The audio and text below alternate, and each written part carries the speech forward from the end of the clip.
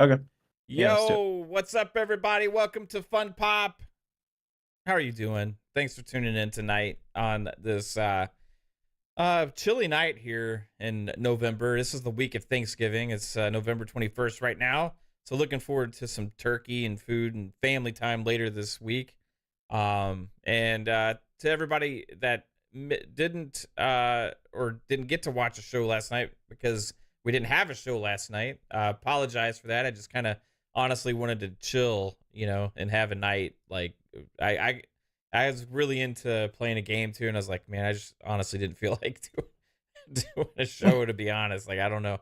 Yeah. We've been at this over 3 years now, so eventually, occasionally, is just say you have that day or whatever. It's just like, I just can't do it tonight. I don't know. So that was last night. So I apologize about that. And sorry for the late notice on that, everybody.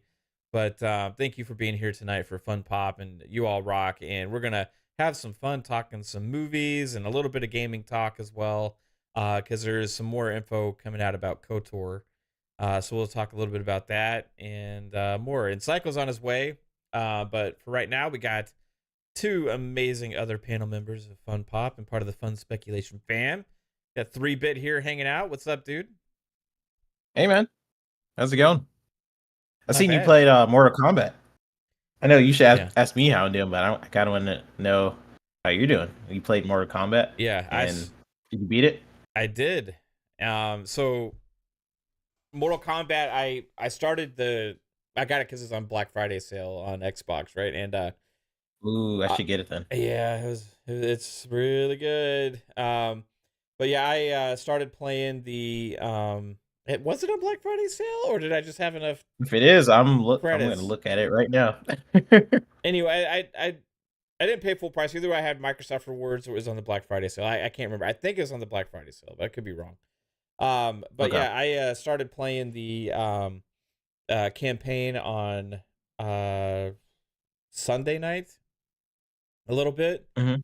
And then yesterday I started playing during the day as well. And so I'd already been like an hour or two into the campaign, but yesterday I started playing the campaign again, and I just sat there and I played that campaign all fucking day yesterday, all night, and I beat it Yeah. last night, and it is Nice. absolutely awesome, dude. It's I love the reset that they did, with the timeline for between 11 and 1, and it added so Mhm. much to the story because they would be able to basically tell a whole new story but still tie it into the past, and how they did that, and like the quality of like the cinematics and the acting and the storytelling, and there's jokes that actually make you laugh, and like playing all the missions through it, or the fight scenes throughout the story. Like, it was so fucking good, dude. Did you get your cheap boss? They usually have like one cheap boss where you like want to throw your controller No, towards the end. honestly, I mean, if I could say anything, the campaign's a little easy, right? But I played Okay. on normal, so if you really want to challenge, like, play it on hard at least, right? But Yeah. the way they tied it in, and some stuff that happens and towards the end, especially, like, the ending is probably my favorite way they did an ending in any like Mortal Oh. Kombat, because it's not that typical like just cheap boss thing, or like just this like redundant type of thing. It's like really involves the story, right? Alright. And the way Yeah. they like end the game, like the story adds to that, and it has this just amazing sequence that really pays off. And I'm not gonna spoil anything, but I'm gonna just say that, like, if you're into MCU type stuff with like expanded universes and like timelines and all these kind of things, you will really love MK1, right? Okay. Because Yeah, and Mortal Kombat has always kind of done multiple universes, which I never really thought about. But oh yeah, Kate's comment is freaking funny. Mortal Kombat 9 was my favorite. But I haven't played this one yet. It is on sale. I am looking at it. It's $21 off. So anybody who wants to play it, I guess, is a good time to do it. It ends in 9 days. Yeah, it's on on the sale on Xbox for $48.99, and then you can go to Target or Amazon and get for $39.99. So it's cheaper on Right. Amazon and Target right now. Oh, okay. yeah, I Okay. buy. That's if you want a Is physical it copy? digital on there too, or You maybe will get a digital copy. That's probably physical. Xbox digital code. Yeah, it's only physical for on Amazon. Yeah. Okay, yeah, that makes sense. That makes sense. I also bought also- Company Heroes 3 on sale on the Black Friday sale too, which that blew me out of the water too, man. Like, so I'm our RTS guy, right? And was looking forward to that game, but I didn't expect as much in this as there was, and to the high quality that it was. Although it did have one crash. But other than that, Oh, like, on PC or Xbox? I got an Xbox. Yeah. Oh, okay.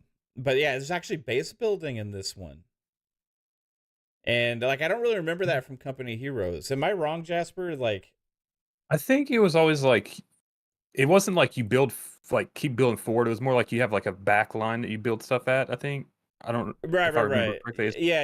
It's kind of like that. Okay. Yeah. Because I didn't play like Company Heroes wasn't like my go-to RTS in the past. It was usually Command and Conquer, and I played more games like that. But I guess a lot in the campaign is what I've kind of dabbled with in Company Heroes, and in that, like, you know, you don't do too much base building and stuff, but like in the skirmish mode, there's like different buildings you can build, and then but it is in that back area. You can push them forward a little bit, but you can't upgrade them and stuff like that. And yeah, I'm super enjoying that too, man. But the campaign has like some like turn-based tactics strategy to it and stuff. Like it's interesting. Like there's this big overhead map, and you have turns and stuff, and like I don't know, but that's just a part of the campaign. It's not the whole campaign. You actually have like big actual RTS battles too, you know. But I'm blown away by both of those games, dude. Like Kate's making fun of me in the chat because she was like, everyone else, it was good. Me, oh my fucking god, it was so damn good. It was revolutionary. It might be the best Mortal Kombat I've ever played. I honestly, it was the best Mortal Kombat campaign I've ever played. There's been some good ones. I mean, that's something that NetherRealm was known for, making really good stories, and I feel like they learned from each one. Yeah. I'm looking forward. They took a leap here with the cinematics and storytelling for sure. But the invasion mode too, which is a cool mode that kind of plays off the campaign after you beat the campaign. Like it's really good. It adds a lot to it. The only thing it unlocks after. I don't know if you can play it beforehand or if it unlocks after. I think it unlocks after. Right. It's like a lengthy campaign too, right?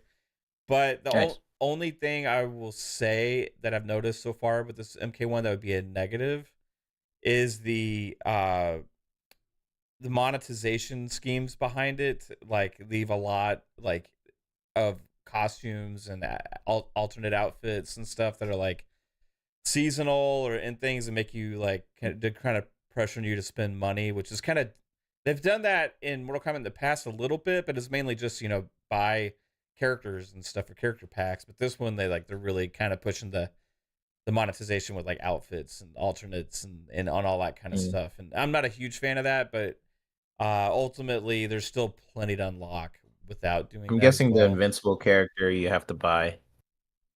Omni-Man, you have to buy the pass for that. You can buy them individually, or you can get the bundle or whatever. I'm gonna wait. I know eventually that bundle will be on sale, you know, for everything. So I'll just get that later down the line. When I'm surprised this game is on sale. Yeah, it's been out long enough for the Black Friday stuff, I think. But I guess so. Yeah. Yeah, it's really good though, man. Great Mortal Kombat, and it kind of fell under the radar a little bit, surprisingly. You know, with everything. Too many games this year. Yep. A lot of games this year. But how you doing, Jasper? Doing pretty good. I just beat the Act 1 of Call of Duty Zombies, so I'm gonna start all the Act 2 missions. So that's what I've been kind of grinding out, just Call of Duty stuff. At least for the zombies. Yeah. We've been loving zombies too. Zombies is awesome in this Call of Duty. I do agree with you though, Jasper. They need to make them like longer sessions. Like it goes by too fast. Yeah. So you had said that at first. I was like, what, 45 minutes ain't long enough? But like it goes by too damn fast, man. I honestly don't feel like there's enough time to accomplish everything that we And it's only 3 players, like, you know. Yeah. Why not make it 4th? So if it like zombies. and you made a good point, like, oh, the best way to do it is if y'all split up and stuff, but like me and Kate want to play together and kind of hang it, you know, when we're playing, so like we're by the time that we really get to where we're feeling pretty powerful in it and stuff, it's like, oh, time to extract, so I wish they could work on that a little bit. Maybe have a separate mode. When you start doing all the missions, you start unlocking those like craftable things where you can like make them every 3 hours or whatever. So you can kind of go in a little more powerful off the rip, so you don't have to grind out and get like the green and the blue weapon tools and then level 1 pack a punch. You can kind of start right at level 1 pack a punch and a blue rarity or something like that. Yeah, it just takes time, and you got to keep playing it. Ghost Fixers, it makes a good point in the chat. So MK1 is a story I really enjoyed. It felt like it was like a legit movie. I agree with that. Like, I felt like I played the best Mortal Kombat movie I've ever watched. If that makes sense. Yeah. I played the fight scenes in it, but like it was an amazing long Mortal Kombat movie. That's the best way to put it. I was actually thinking that when I was playing it a lot. And it's almost exactly what I told Kate after I beat it. How you doing, Psycho? Welcome to the show, bro. Hi. How's it going? Thanks for having me.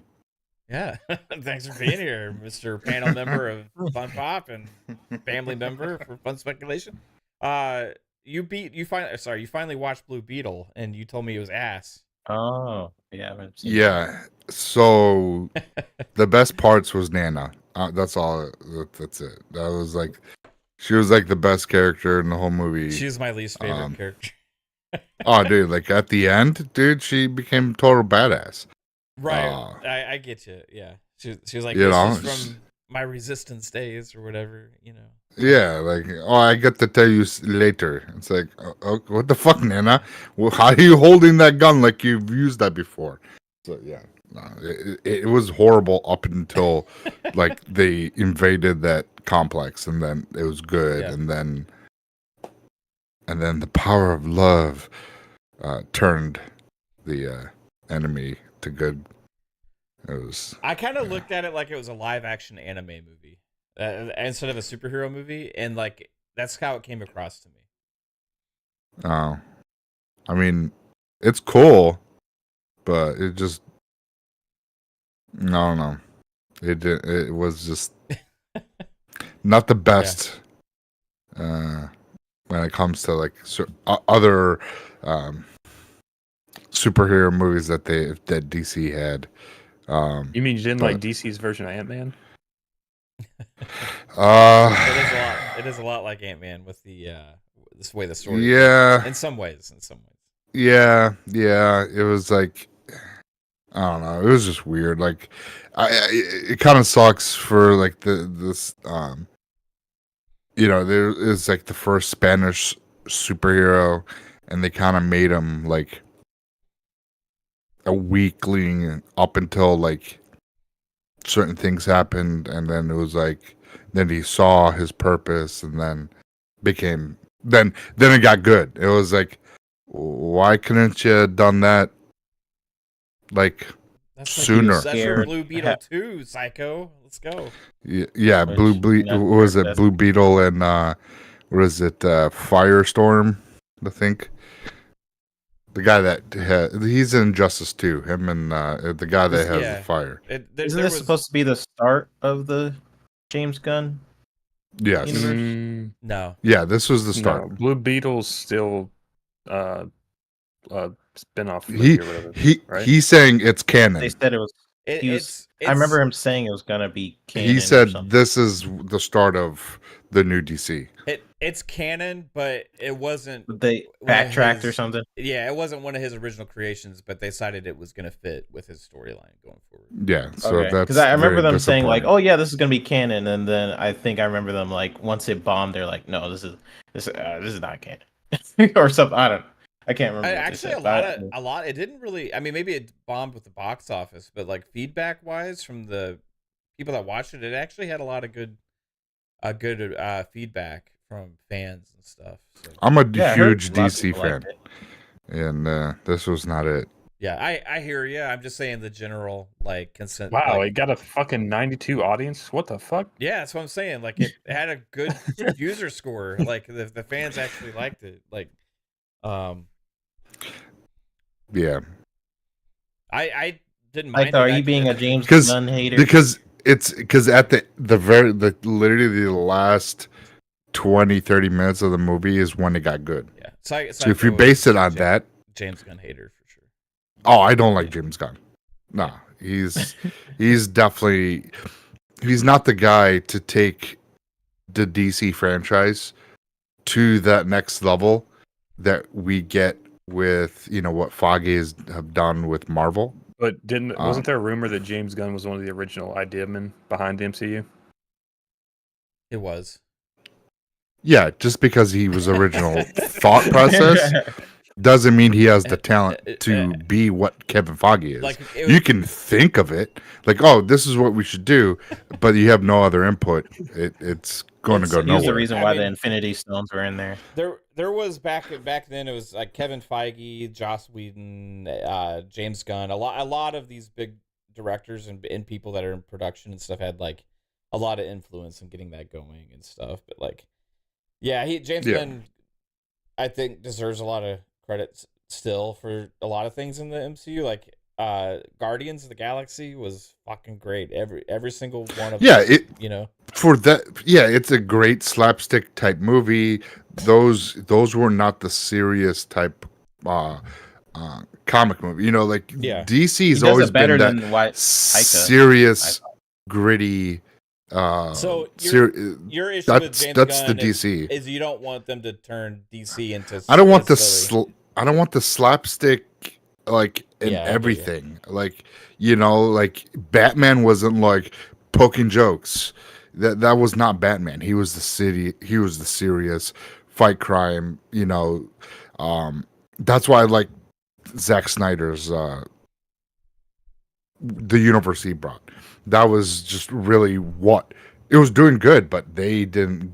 These Warner Brothers and DC, or we should say Warner Brothers, didn't give him the actual platform to fulfill everything. It was what's his name? Nolan, the guy that did Oppenheimer. Christopher Nolan. Yeah, Christopher Nolan. He was the voice and backed Snyder up, and he's the one that pushed Warner Brothers. Let him flesh out his what he wants to do, and they, like we know, the Justice League was supposed to be a 3-parter, and it got cut to 1, and that's why the movie that he did, like the Zack Snyder cut, amazing, fucking amazing. Yeah, 4 hours long. It was long, but that was probably one of the best 4 hours because that was more. To be fair, like what happened with the Snyder's Justice League was he had to leave for other reasons, right? So like for because his daughter's death, right. I believe it was. So that's why he left. I don't remember exactly what happened, but yeah. So but they didn't give him the they were like, no, we're not going to give you a 3-part series to make Justice League, and that could have led up to a really great arc, and then they could have done the Flashpoint and did whatever they wanted at that point. They could have changed it, but they fucked around. And I mean, my main problem, like, I do agree that like Snyder's universe was interesting, and in WB I feel like they have no direction whatsoever with where they want to take the universe. One of my issues with Snyder is I don't think he knows how to condense films very well, like in order to tell his story. He has too much to tell. He has too much to tell. He's such a visual director. Like his shots are so beautiful and stuff, and it showed how good of a director he could be if he's able to tell his story in like 3 hours with the Justice League. But I feel like he can't. He doesn't know how to condense a shorter version of the script. No, he can't do.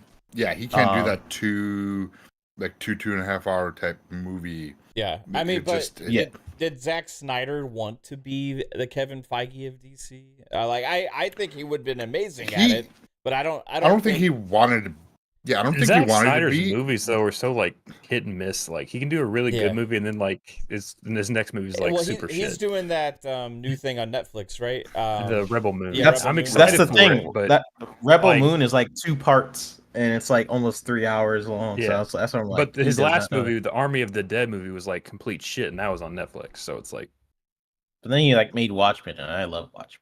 It's like Yeah. like goes in and out. Like yeah. So it's like he does like really good really shit depends. and like really terrible shit. So Yeah. I think Rebel Moon will be good. It was but we'll like see. he gave us the best Superman since Christopher Reed.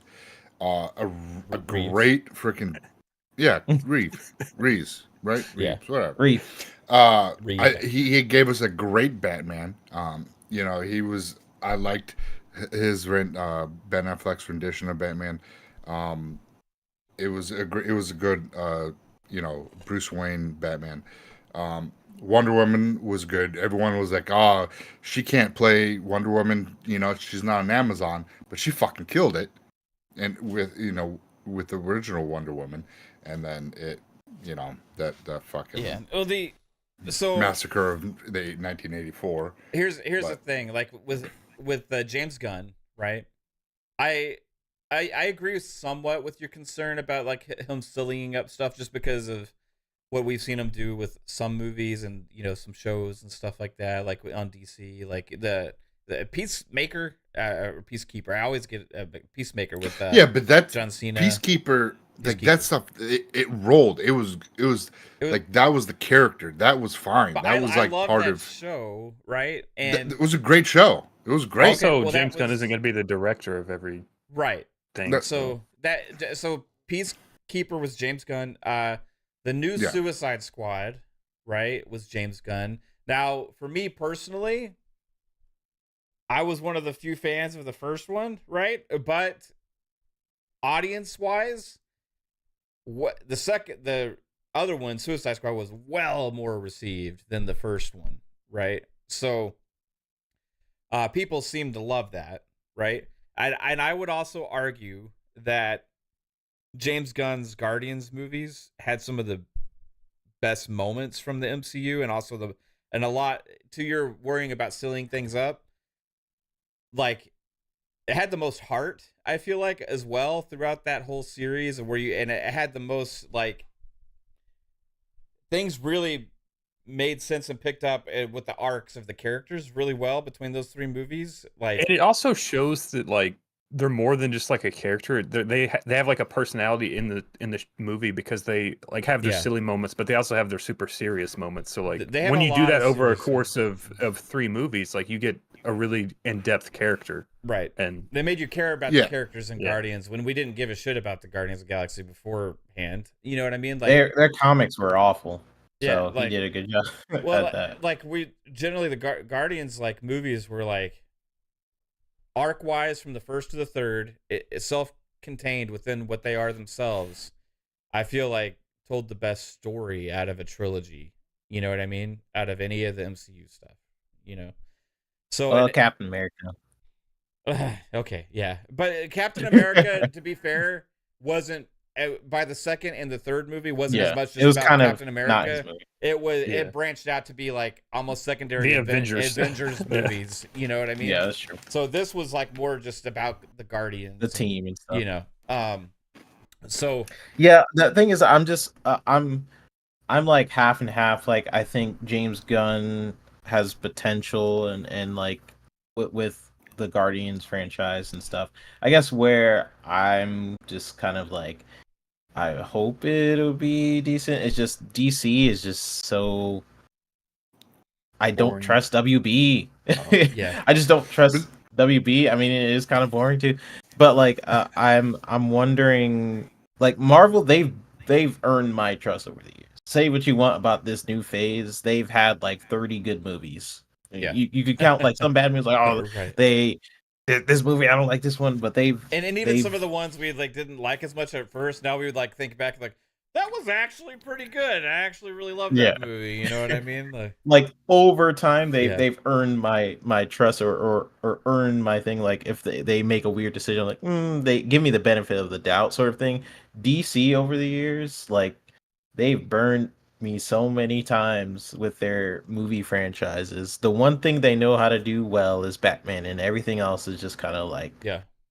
trash. So, With we'll these, see. I think people tend to overreact a lot of things and have knee-jerk reactions to news, or whether it be like castings or whether it be like decisions at the head of studios. Like, here's my thing. Let's just see how it plays out, right? Like, we have no idea if these movies are going to be good or bad until we actually watch them, and then we can judge them. But like, I think he deserves a chance based on the work that he's done so far, right? Like, and this is also, regardless of who it is, right? This is something with DC that on this panel for years we've been asking for. Like, for there to be a continuity and for them to go in and basically have a leader to put that roadmap we've been together. saying you need to have somebody like that, and like maybe there's not going to be one person that everybody's going to love, right? Because some people are more fans of, some people hate Zack Snyder movies, some people hate these James Gunn movies, some people hate these movies or whatever, right? So like, no matter who that person is, they still have to earn the trust after releasing and seeing what they do, right? But the fact is that they have decided to go this route is something that we've all been asking for here, right? Like, to like have continuity and start making movies to where they grow and have impact, where every movie matters to where the previous movies, and it grows over time into something to where they can have those moments like we got in the Endgame and stuff like that, right? And this Justice League should not be like the third movie. Exactly. It should be way down the line. And this, in order to do that, though, they had to make hard decisions, and they had to do some things that people aren't going to like, right? Like, they had to recast people, you know? I think they should have recast everybody, personally, because you're going back to square zero. I think that's where you should start. And it's just going to cause more confusion with, like, what's canon and what's not. So I think there's some actors he just felt were too perfect for whatever, but there's also some that are like, didn't fit within the timeline of what he's trying to create either, so they have to redo some things. So like, the good thing is there's a vision. Now we just got to trust and hope that WB sticks to it, right? And we'll see. They won't. But if they have two flops, they'll be out, right? Yeah, the thing that's is, all it takes.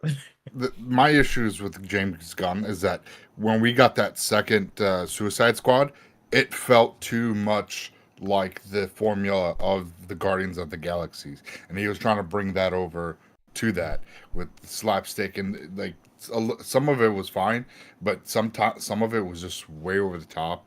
And I'm like, where do you're not separating the two? You're bringing the art style, you're bringing it over, the Guardians style over to this, and you're not. They're two separate, different. Media, not media, but two different all sets of characters. So it's like, that's where I'm worried, is that he's going to use too much that style for everything. For everything, because if he's the guy that they go through, regardless if he's the director or not, he has to say, kind of like what Kevin Feige is, because he kind of keeps everything in continuity. That's where I'm afraid with DC. We'll have to see how it plays out. You know, like, James Gunn.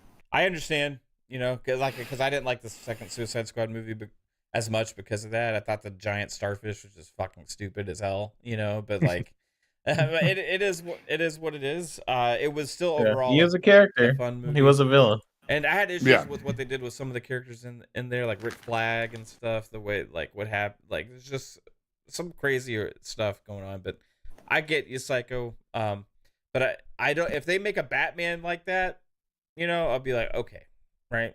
But I see what you're saying. You know, I think the next like kind of Batman thing is the Joker movie comes out next year. Yeah, but that's not part of this. Yeah, it's a spinoff. Yeah, but it's still under. It's still going to be under his name at that point. So, but yeah, if I'm just saying, like, if he's going to add that kind of comedy and stuff into it, like, you'll see that with the Joker, because that'll be under his name, even though it's not part of the connected universe.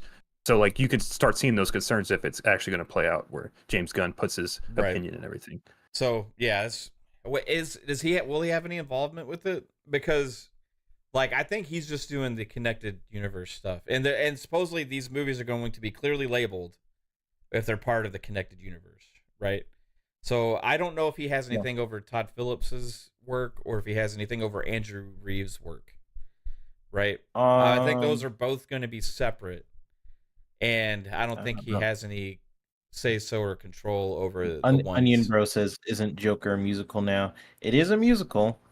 The new Joker. It has Lady Gaga in it as Harley. Right? Yeah. Oh, Yeah. that sounds like a fun movie. If you don't like musicals, you're probably not gonna like the sequel. The first. Well, I mean, but I love musicals. Has So. Todd Phillips earned your trust though with the first Joker movie? Yes. Yeah, but it's like you wouldn't want freaking that to be fantastic. canon for the whole DCU either, because then you're overly grounding everything. But you I know? would want Robert Pattinson's Batman to be canon. I don't. No, You don't. No, I We like can just You guys didn't like stop I at that actually movie. like- I liked the movie That's the so first crazy time that I you guys didn't like saw it. I liked the slow What burnness of happened? it, the visuals of it and stuff. Man, Robert Pattinson's Bruce Wayne is just so fucking horrible, dude. Like What happened? The whiny You little freaking- bitch. That movie was so fucking bad.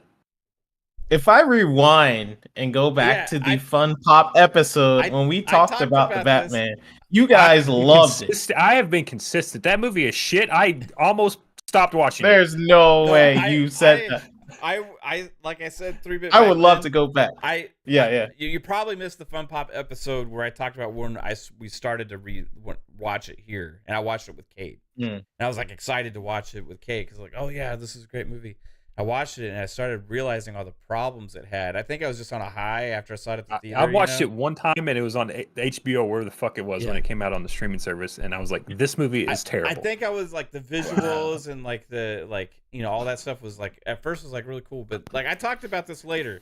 It's that watching it the second time, it didn't sit as well with me. It kind of ruined it for me. It took me one time. I liked with that Batman. I liked all the villains, and I liked the characters The villains are that great. were not Penguin that were is not great. Batman and Yeah. Selene. Those those two characters, for whatever reason, just that I didn't like his Batman and I didn't like her Catwoman. See, I didn't mind his Batman Psycho. I like the detective aspects of it as well. The detective aspect was awesome. That I will get. Yeah. I will say that was awesome to But see because his that's like the true Bruce detective. Wayne was just so like No, that his Bruce Wayne was just it was not It- comic correct. You guys are making me want to rewatch because I thought it was freaking awesome. rewatch it Yeah. and It's realize like that 3 hours too long. Also, just you ever It is think very of long. Bruce Wayne as a depressed emo kid? I mean, that's not like That's what what he is, though. No, he's not. In 'Cause this is some year two. interpretations, he's very Where you- much that. Wasn't wouldn't- this the year 2, I believe, of being Year two. Batman? This is early. Yeah, Yeah, this is but- early. This is Batman. year 2 of being Batman. So I understand being a little lost and stuff as year 2, and we talked about this early on. Was my kind of like we got to understand that this is early on Batman, and when I was trying to sell it to myself and to you guys, right? But then I realized after rewatching the second time, I was like, this is just too like depressing, and like he's just like such a like Bruce Wayne had to portray himself as two different people. Remember the whole Playboy thing he has to kind of become and do and stuff like that. Well, That didn't even touch on that at all. Instead, he's just like, my life sucks. I hate everything. But I guess we're That'll gonna come beat the later. shit out of That'll be in the people. See- sequel. We'll see. the thing is the whole Ra's al the whole Ra's al Ghul and where he goes and like trains, and it's like, when did all this take place? Because we're not getting that Batman Yeah, right now. I liked Batman Begins like origin way better. I think. I mean, yeah, that was Christopher Nolan nailed it. Yeah. And Christopher Nolan is a genius when it comes No, to David Del Rio. I don't everything. expect him to be a normal, fun guy, but like he was never normal and fun, and all of the takes on Bruce Wayne have character like flaws within him because that's what he has. He has emotional baggage, right? And all of the Batman Bruce Wayne are broken in one way or another. This guy is just too fucking broken. Like he's just too far gone, To man. be honest, I don't even remember like my complaints with it because I've tried to forget that movie so much. Like, I just know It's I so fucking hate crazy. it. I did not think it was that. It's just interesting. I don't know. I have such an opposite Yeah. take. It's just interesting to hear from I you mean, guys. I don't know. who was the best take on Bruce Wayne out of all the Batman movies? Right? I feel like no one really nailed Bruce Wayne. The closest was probably Gotta be Ben one of Affleck. the Tim Burton Batmans. But Tim even Burton. then, I feel like no one. I feel like the character Batman, no one has nailed. Like I could say for Superman, yes, they've a couple of people have nailed Superman. I can't say Well, that for Batman. We're talking about the Batman and the Bruce Wayne thing. Like, I think the best Batman is like honestly Christian Bale's because I think we've seen him grow more. But his Bruce Wayne was a little weaker. Yeah. See, all Batman Bruce Waynes yeah. are fucking crazy, and they have all of these huge like issues, right? And I'm not saying that we shouldn't get some of that in Robert Pattinson's Batman, but I'm also saying like he also tries to hide it, right, and portrays himself as something else. This Robert Pattinson's Batman does not try and hide it at all. He's just a sulking, like loner, emo, depressed guy walking around and just always looking down and like, yeah, I don't want to talk to anybody. Leave me alone. I'm just sitting here and my quiet loneliness. And he's already been Batman for over a year, right? So like, his Bruce Wayne is just non-existent. You know, it's just like. I think they want to show him like growing into that Playboy thing by the second movie. I'm guessing that's where they go with it. It ain't gonna happen with this character. He ain't getting a second movie. No, they're working on a second movie. No, he'll get a second movie, but I don't think he's ever gonna have that arc. Okay, we'll see. We'll see. I like Ben Affleck's. He was an okay Bruce Wayne. He had the rich Playboy down, but he didn't have that internal struggle. You know, you didn't. Yeah, because he wasn't acting at that point. But his Batman was that dark, brooding, like almost over the edge because you know he was branding people. You know, yeah, he was his different Batman. Yeah, he had a good take on Batman, and Christian Bale was also a great Batman too. It's just Peterson was not it. You know, I got soul. If I'm talking about the animated series, then yes, that was the perfect Batman and Joker in my eyes. Like the animated series with freaking Mark Hamill and Kevin Conroy. That I'm not counting those, but to me, that was the perfect Batman. I'm just talking about the live action version. I feel like no one has nailed. Okay, when you think about like Superman, like who nailed the character Superman, I could think of a couple of people who's nailed the character Superman. If I think about Iron Man, like Robert Downey Jr., yeah, he nailed the character Iron Man. If I think about all these other characters, I just feel like Batman. I don't know. I feel like no one has nailed it yet, but that's just my opinion. I feel like Christian Bale's Batman movies are still the best Batman movies ever. Those are probably the best Batman movies. Yeah. My only thing with Christian Bale's Batman was Batman. His like like overselling that deep voice, and it was just like weird. At least with Ben Affleck's, he had a voice changer, so that was you could tell that was trying to disguise his voice. But Christian Bale's Batman was just like, I'm like, whoa, man. Where's it? Where are the drugs? Where's Rachel? Rachel! And every time I hear, like, when I hear Christian Bale's Batman, I always hear the parody Batman. It always pops in my head. Yeah, that's the one people usually parody because it's so easy to parody. That comes into my head. Like, it's so weird because those Batmans are in the best written. It's like one of the best written of Batman, so I could kind of complain about like that cheesy voice, whatever, but it's in such a good, well written movie that I'm just like, well, I can like accept it in a way. But I don't know. If I were to think about like the best Bruce Wayne, I mean, he did. I don't really know. I think Ben Affleck did a great Batman, like in terms of his ruthlessness and how he's like how he punches people and stuff like that. Like that's how Batman should be. The way he uses his gadgets, that's stuff I've been like looking for Yeah, in he was live very. action. He was the tech gadget Batman. Yeah, which is what he's supposed to. He's supposed to use like his grapple gun. He's supposed to like use Yeah. his environment around him. Not a lot of Batmans have done that. What they've done in the past is he throws like a smoke bomb and he comes in and grabs him, and then that's all you might see. But what Like, he's supposed to do is actually use his Yeah, and gadgets. Patterson was the true detective, and you know, and those are like the two that we get, and Keaton, he was like the more of the comic with just Tim Burton's vision, like how with the Penguin and Yeah, the whole Gotham the City was Joker. weird in that, but it's But that's like that was like that screamed the comics. You know what I'm saying? Yeah. Like, it was just like Yeah. really crazy. The gothic And- look was freaking Yeah. awesome. Yeah, and then it just went fucking downhill with the whole fucking Val Kilmer and the fucking George Clooney fucking, like Bat nipples. The Arnold so I miss all We should have freeze. Psycho. Time to chill. We should have Psycho. it's time to chill out. I'm gonna freeze Gotham. That's a good one. We should have Psycho put a quarter in a jar every time he says a name wrong. You'd be up to Oh, like dude, $15. dude, I'll be able to buy a fucking Maserati by the time it's over. Maserati, add another fucking quarter. See, there we go. Well, See, dang. I got a controversial take maybe on the whole Batman thing because Michael Keaton I thought for a long time was the best Batman, and I loved his Bruce Wayne also, like just perfect Yeah, a lot of people, across the I board, think. right? Mhm.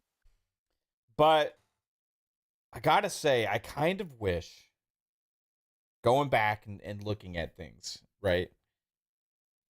I wish we had 20 years of Ben Affleck playing Batman, and we had him have that arc, because my only Never had his thing, own movie. my only thing with Affleck is we just didn't get enough of it, and it, Yeah. we never got a He standalone Batman started movie. like, That was the issue. Ben Affleck started as Batman in like the year 2000, and he kind of ended where he is today. Like it would have been perfect because like Right. you would see his younger self kind of grow into it a little more. exactly 100% what I'm talking about, right? Because I think he would have always been the perfect actor to play Bruce Wayne and Batman. But we, of course, with his age now and like who he is, like he's only gonna get to play the older version of Batman, Old right? dad energy, yeah. Right. But man, like what we got from him as both those characters was amazing for just the little bit that we got of it. And like if we had like this, if we had look at Ben Affleck as Batman as we do like Hugh Jackman as Wolverine, right? Or like, no, I'm trying to think like a Professor X, Patrick Stewart, right? Patrick Stewart hasn't fucking aged in like 50 Yeah. years though. What I'm getting at is like if we kind of look at that like that arc, like I wish somehow we could go back in time and like after the Michael Keaton Batman movies, I kind of wish like Christopher Nolan made it, even though as great as Christian Bale movies were, maybe he had casted Ben Affleck and done like Batman Begins and all that, and Ben Affleck had just been a Batman. I mean, ever since if then, Christian Bale would have got maybe 3 more movies, I think we could say the same thing. Like if he that's true. got a little older. Yeah, if he had played Batman in these movies too, he would have been great too, right? He's a great actor too, and I feel like his movies are awesome. But yeah, we went on a huge side tangent here. I liked 'cause we his weren't Bruce even- Wayne. I know, right? I don't think I've ever liked his Batman. Man, Ben Affleck's Bruce Wayne was so good too, though, man. Like, it just in a little. No, I'm parts just was talking some. about Christian Bale's. Yeah, I'm not. I'm talking about Ben Affleck. Ben Yeah. Affleck. Yeah, Ben Affleck is. Man, I mean, his Batman was fucking. I just didn't like ruthless, his fucking too. suit. Yeah, his suit was the weakest. his suit was trash. It His had, new like, suit the- in the Flash. It got worse and worse. Weird veiny things going throughout it and stuff. Like, yeah, I feel like if he had like Man, And that like metal helmet with like the glowing eyes. That just Yeah. looks fucking stupid. I mean, I like Well, that that because was- that but was that's comic Snyder, accurate. man. That's That the was- thing Yeah. to get with Snyder, you know. Because That that's was when he comic fought accurate. Superman. He wore that mech suit, so that's where that came into play. Yeah, that came from one of my favorite books, The Dark Knight, where Batman literally takes the power of the city to punch Superman. That was epic. Ryu Art with the $2 super chat says Mav is mature Batman and Jasper is Robin. Holy hell, Mav! I'll take the role. I'm Batman. G. Willikers, Batman. Going Adam West style. Robin, we have to go save somebody right now. Let's go. Got the mayor on the red phone, Batman. Do you need to talk to him? We have to solve this Riddler puzzle. What's only right twice a day? The I would've clock, died. Batman. That's right. That Oh, damn okay. Riddler. Go on. Yeah. I knew that. All right. Anyway, let's get into casting. yeah, let's get into some actual real casting talk here though, guys. For something else, like I said, there's gut reactions and knee-jerk reactions a lot to castings. Oh, I mean, the Silver Surfer going to be played as one? Oh, that We one? don't know. We can talk about That's that. confirmed. That's in No, just kidding. that's in a comic. That's actually It is in the comic. yeah. That's It's dumb. It's that's like Juno, that's not though. the popular version. that's- I mean, Right. Like a lot of the comics have kind of made female versions of this every character anyway. So Right. yeah. I mean, You know, Thor- They better. I'm not against it. Like I don't care. I just want to. If it's a good movie and a good character, I'll like it. Like I wouldn't if it's a alternate universe Silver Surfer, then that's fine because that's that's what it is. But if we're sticking to the timelines of what they are, yeah, it's kind of weird. It's not in the 616 universe. You know what I mean? Yeah, I mean, I would rather them stick to the Silver Surfer I love, which is not Nora or whatever her name is. But is there like do we We'll know see. who the actress is that's gonna play Silver Surfer? Or It's is that just rumors. It's just a rumor. it's just rumor. Okay. Yeah. So At this what point. I was actually going to start talking about though is the casting that seems to be all but official, right? It's been going around to every outlet out there that this is close to being finalized. We're gonna get Pedro Pascal as Batman. I'm just kidding. As Mr. Fantastic, and I thought that was interesting.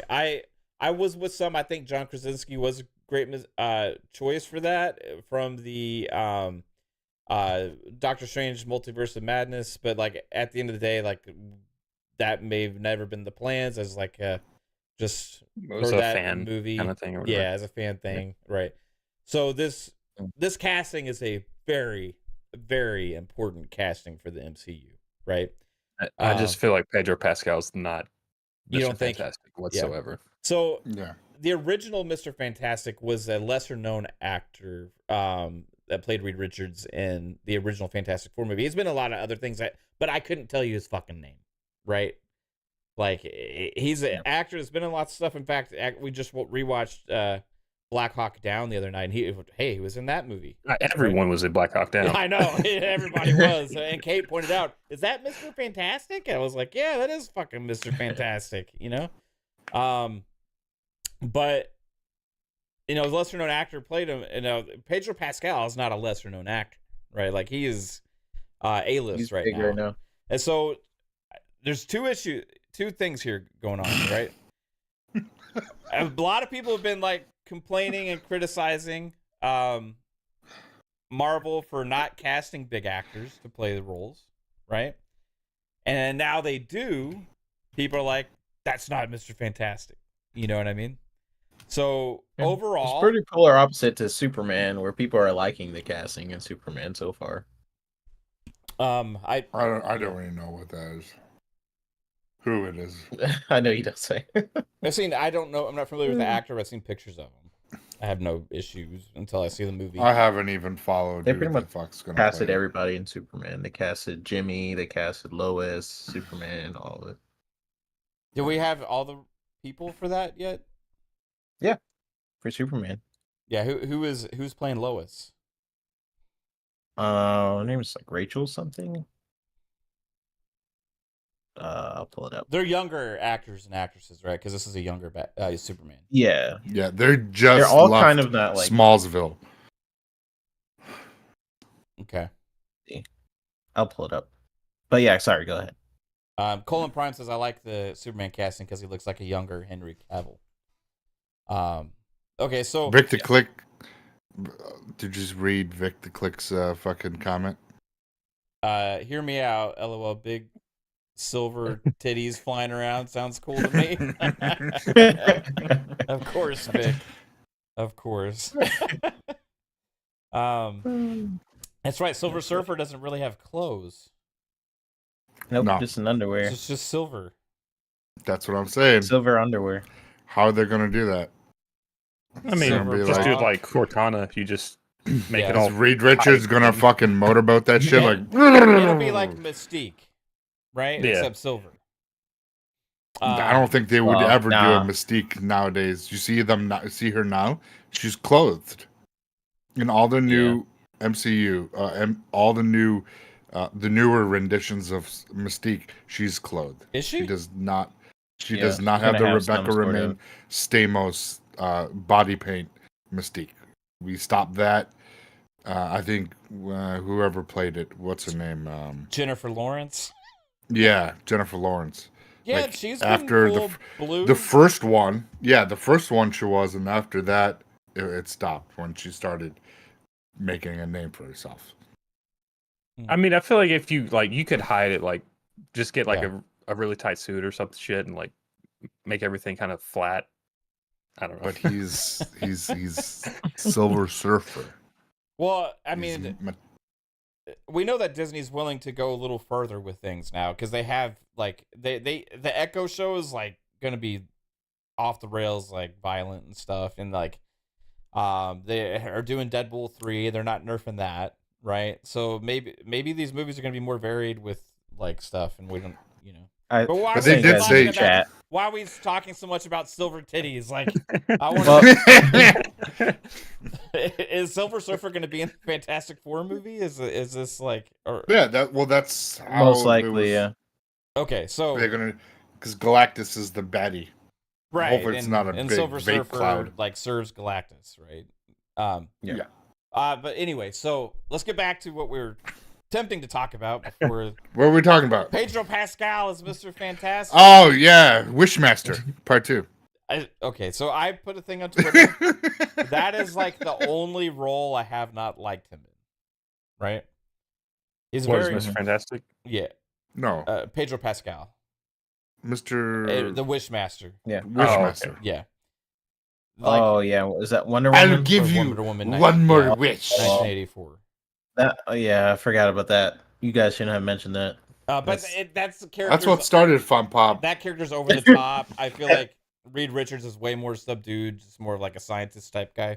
That's the problem I have with the casting for Pedro Pascal is he doesn't come off as that nerdy like I scientist. can't picture kinda him dude. being like the carburetor of the 3.84 is off the like. I can't picture him. He's very Doing versatile actor. He can do a lot of different. I've seen him in older stuff. I know he's a great actor. I So don't know. in some of his older stuff, he plays all different kinds of characters, right? So, I think he's capable of it. I think people We'll have see. an image more of what he's been cast into lately, which is like the Mandalorian. Now you I'm know, thinking about Wonder Woman Joel- 84 when he was Joel. supposed to be kind of crazy and Yeah, And, that's a yeah, completely that different was- kind of role for him, right?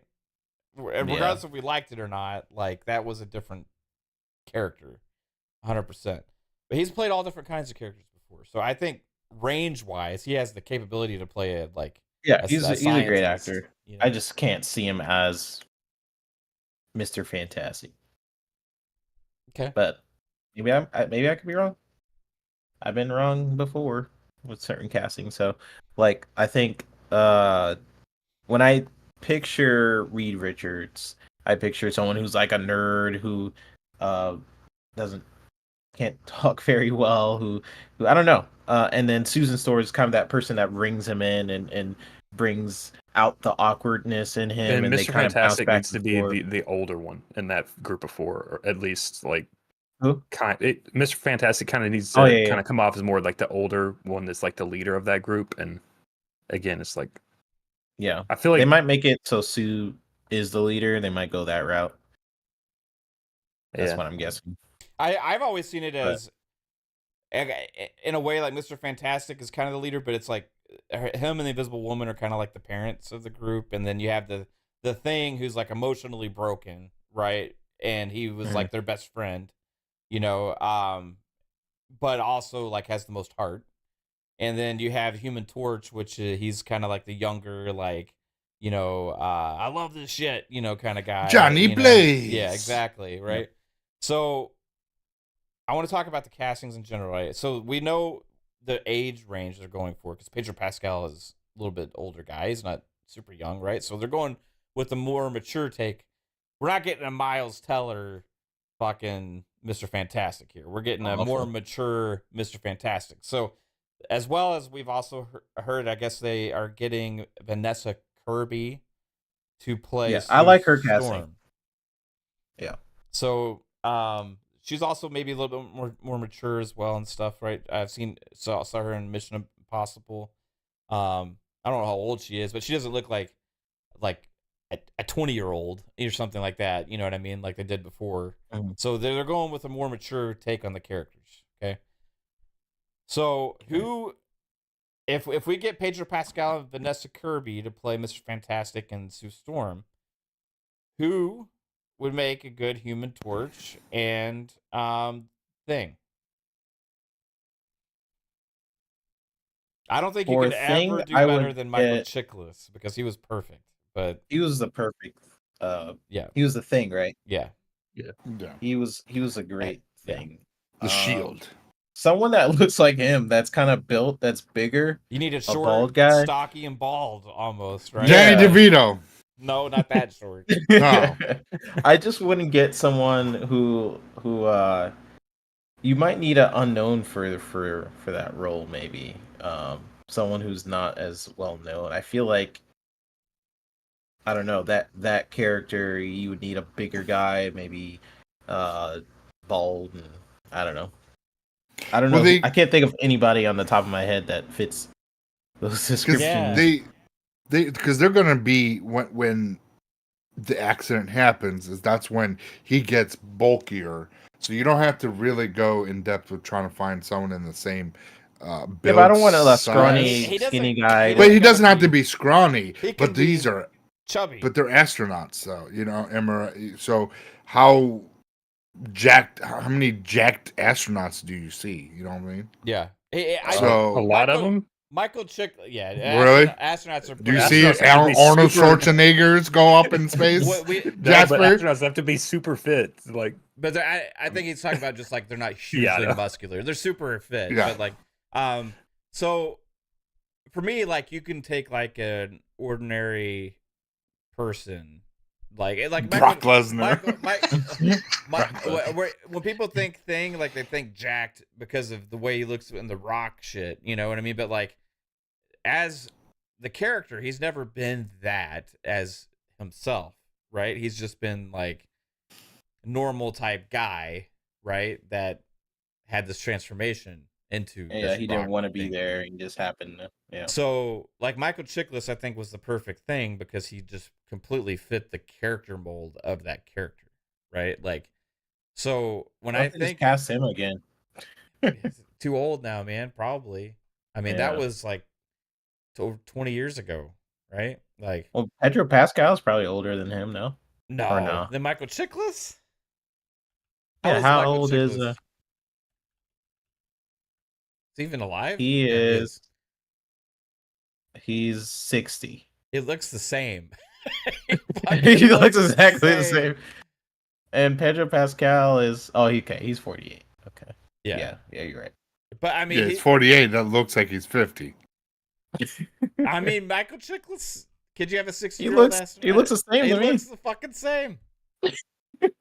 He does. I'm just saying. Does Michael Chiklis age? Kevin, no, Cyber Gunther. We're not having Kevin Hart as the What thing. was the last thing he was in? I guess the last thing he was in was He does a lot of The shows. Shield. Yeah. Hey, Yeah. hey, look at this. Look at this. Okay, so I'm thinking like, can we get like Michael Chiklis like 20 years ago and just reprise his role? Like, He was pretty good. I literally can't think of an actor off the top of my head that looks exactly like him. And Grumpy kills Shaman it. says, "Isn't the guy from The Bear been cast as a thing? That would be a good casting." who? Who, the cook? Yeah, the chef The from chef? The Bear. Yeah, you just got to shave his head. No, You know Come who, on now, you don't have to shave his head. you know who that guy's related to from the talking Bear. about Jeremy Allen White or someone else? Or are you talking about the other guy, the chef. chef. The chef. the main chef? Yeah. He's not big or bald or any of that. What are you guys talking about? He's kind of jacked and short. He would make Oh, a yeah, I good guess Wolverine, that's right. actually, too. Yeah, But anyway, you look he's at a great actor. yeah, but you look at him. Yeah, you shave his head. I could see that. he you could know? play a depressed guy. He could play like a sad, depressed thing. That's true. But I don't know. When I picture Thing again, I picture just super. Oh wait, he is super buff because he was in that wrestling movie, right? With Zac Efron, the guy from The Bear, Jeremy Allen White. He's in that wrestling movie, yeah. so now he's super jacked. Oh, The Iron Claw. You know Yeah. who Jeremy Allen White's related to? Who? Mr. White.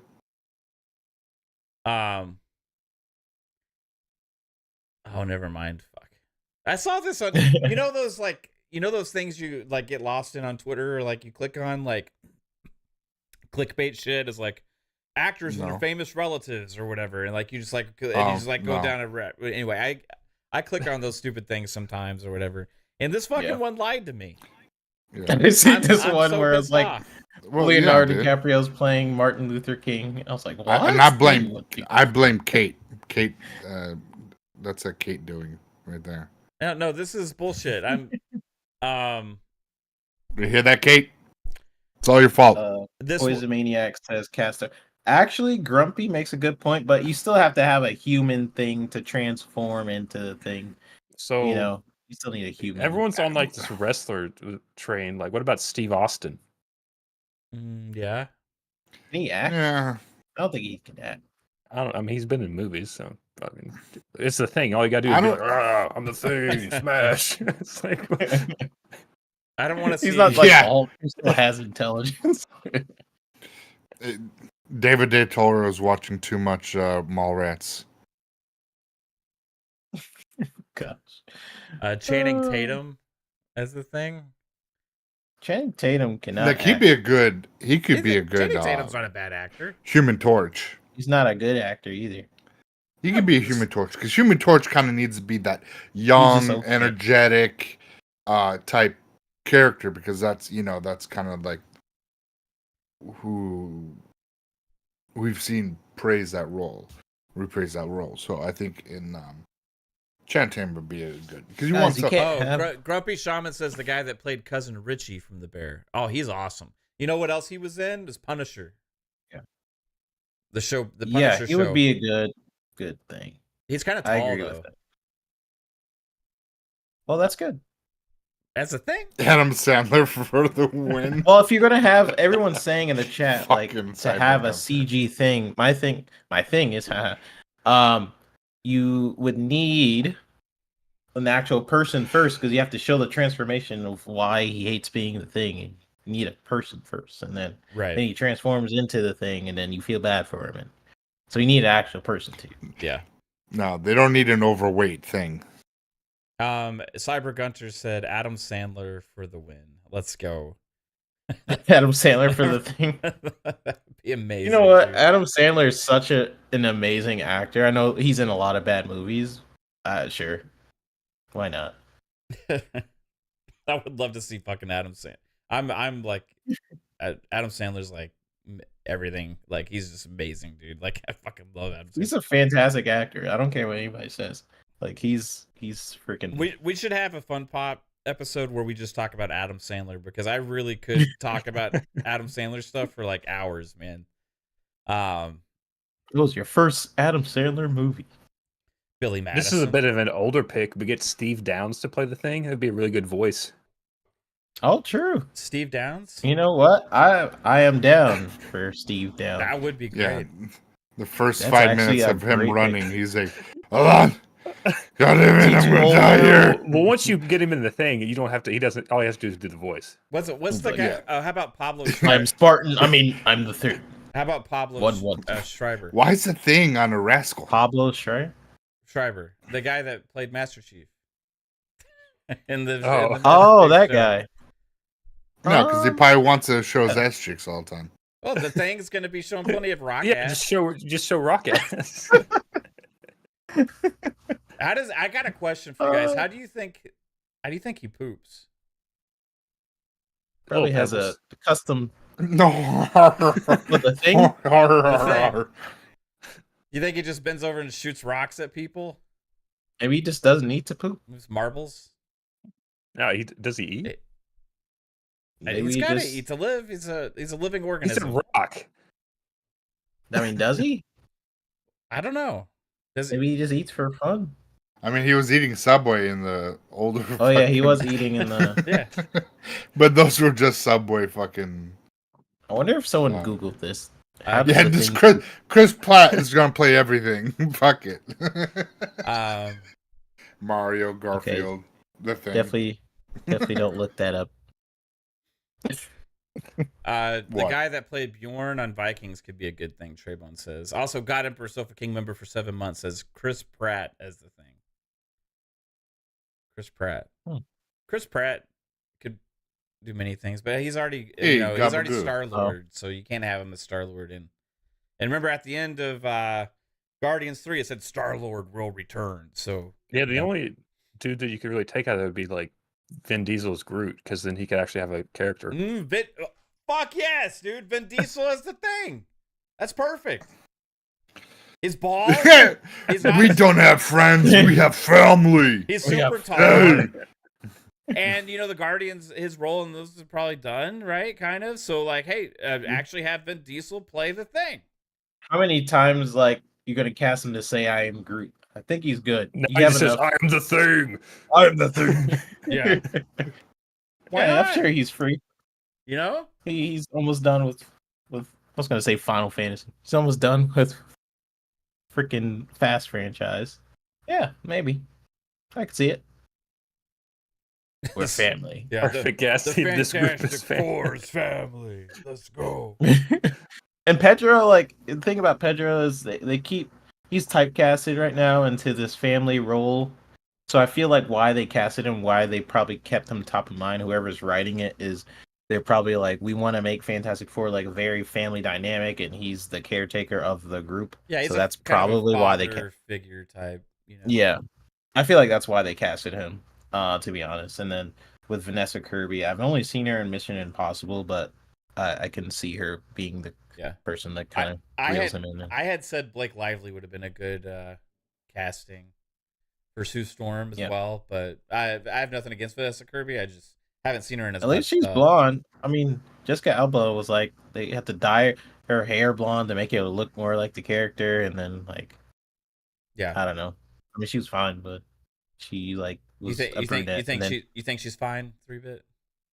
She was fine as a you think Susan she's Storm. fine, 3-bit? Jessica Alba, do you think she's fine? She's okay. Hey, I All think right. she was hot as fucking Sin City. I tell you that. Wow. Okay. Sorry. So what about Human Torch? You can For have Human anyone. Torch. So far from Human Torch, we've had Chris Evans, who ended up becoming Captain America, which did way better in Captain America than Human Torch. And then we also got Michael B. Jordan had played Human Torch. So Went to play as Killmonger. So we're now can understand there's probably not going to be either of those actors, right? So who could play Human Torch now? I feel like it's going to be more of the younger side probably for this character. Yeah. Maybe. I know who. Sorry. The kid that played the Beast in X-Men. Timothy Chalamet. That's Nicholas Hoult, which he was just rumored to be playing Lex Luthor. Yep. Oh. Fantastic. I say Well, if it's not better Timothy. than the person they had for Lex Luthor or whatever the fuck his name is. Nicholas Hoult, right? Anyway, so I was thinking about the actor. Okay, now there's this guy. He was in Top Gun Maverick, the other pilot, and the out of the younger guys, not Miles Teller, but the other guy, the one that was kind of like the snarky asshole-ish kind of character, because he plays like a snarky, kind of sarcastic, like hotshot. The one with the mustache. They all have Glenn mustaches. Powell, Lieutenant Jake Oh, Hang. He's in Goose, part tons. two? He's I'd in say tons of stuff. Goose's son.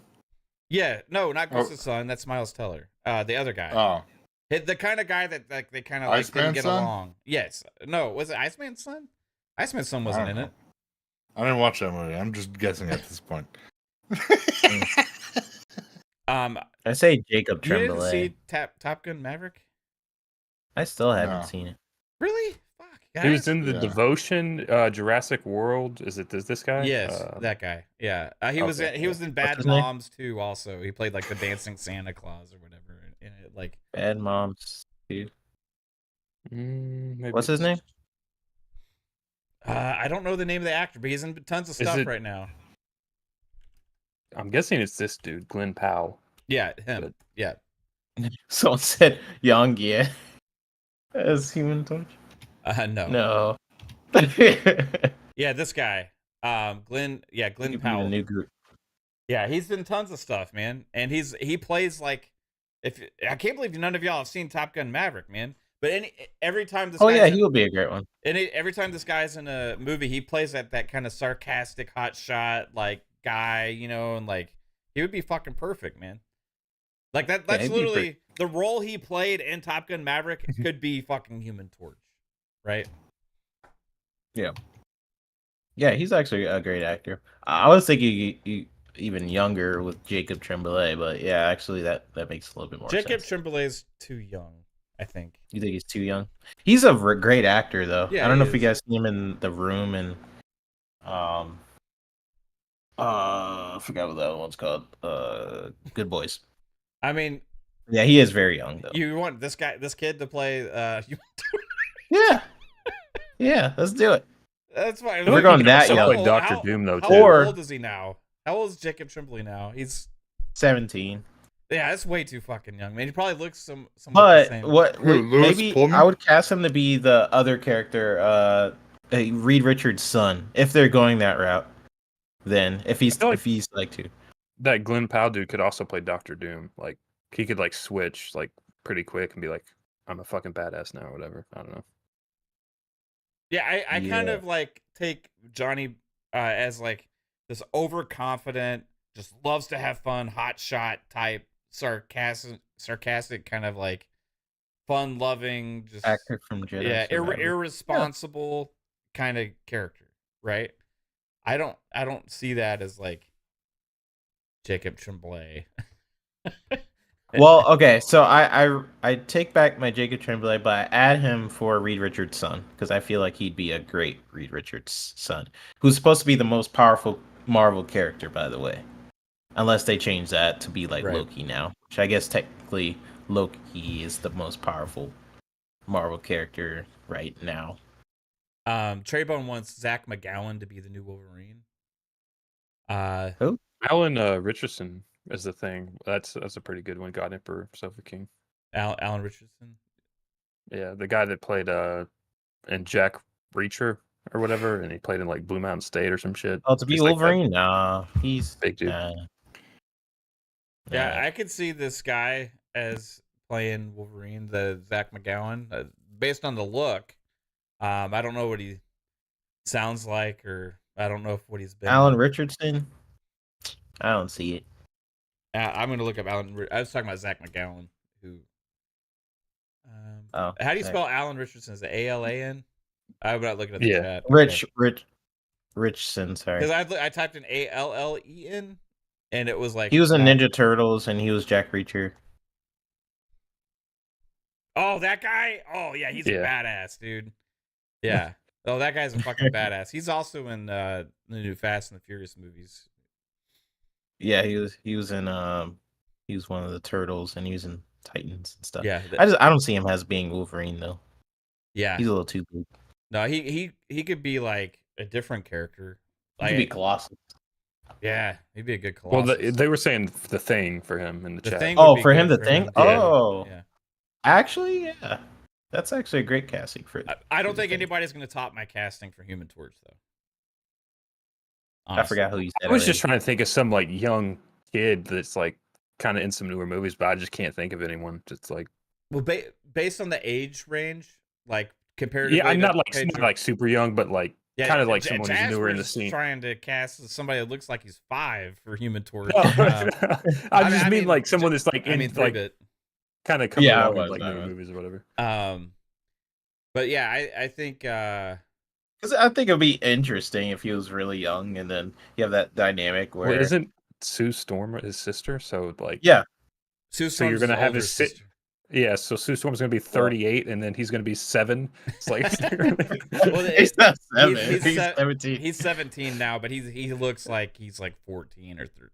Like I saw he looks some pretty recent pictures of him. So I'll just say for him to be the son, because most likely they will go that route where if they are the family dynamic, and it depends what point they're doing Fantastic Four, because Fantastic Four at some point they have the son and he's super powerful and yada yada yada. Yeah. So I would definitely choose him to be the son. Game Shark with the $2 says Lord Cognito as Thing, and Jasper as Mr. Fantastic. Yeah. Actually, Jasper yeah. looks like fucking Mr. Mr. Jasper is like I'll slide up under your doors all day. Fantastic. Jasper is who they should have casted to be Mr. Fantastic. Yeah, I mean, he looks like Reed Richards. Like we're literally on. Yeah, on I just got to panel get the with him now. gray on the sides, and then Yeah, we're- get the we're all good. gray. Yeah, Yep. you just have. That's why I was surprised. Like Pedro looks nothing like Mr. Fantastic to me. That's the thing that I was like, okay. Maybe, I mean, I'm sure they can make it look like it, but maybe one day you'll go to space, Jasper, and you will become Mr. Fantastic. That'd be awesome. You're at the. I mean, it just happened in your like late 30s. I feel like, and it'll be about the right time. Yep. Start getting You know? some grays. You know.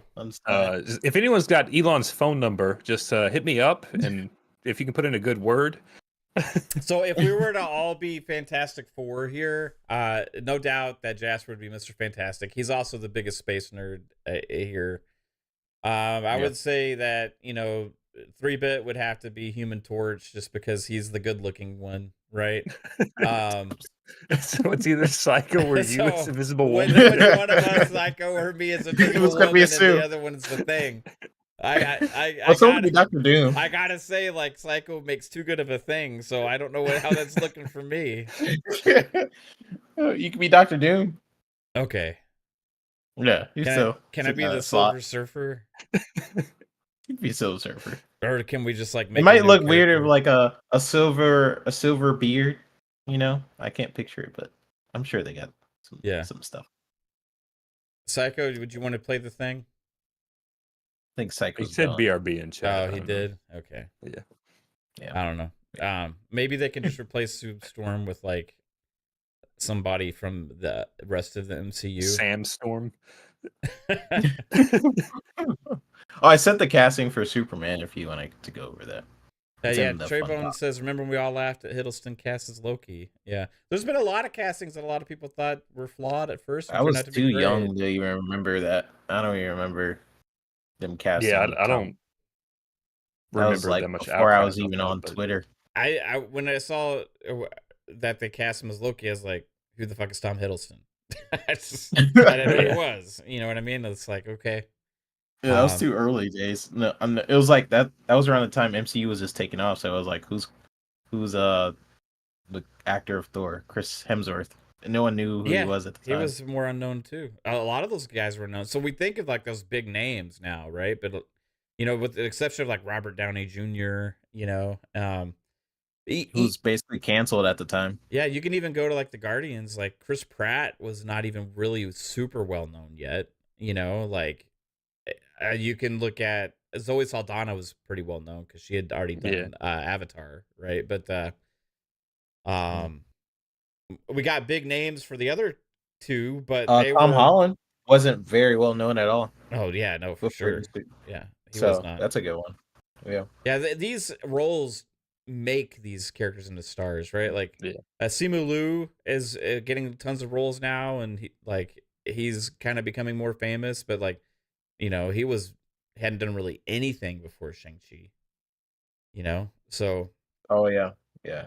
The dude that played fucking Spock in the new Star Trek movies, he would be a good Fantastic, Mr. Fantastic. Zachary Quinto. Yeah. Actually, yeah. Yeah, what the heck? Take Pedro out. I feel like, I don't know.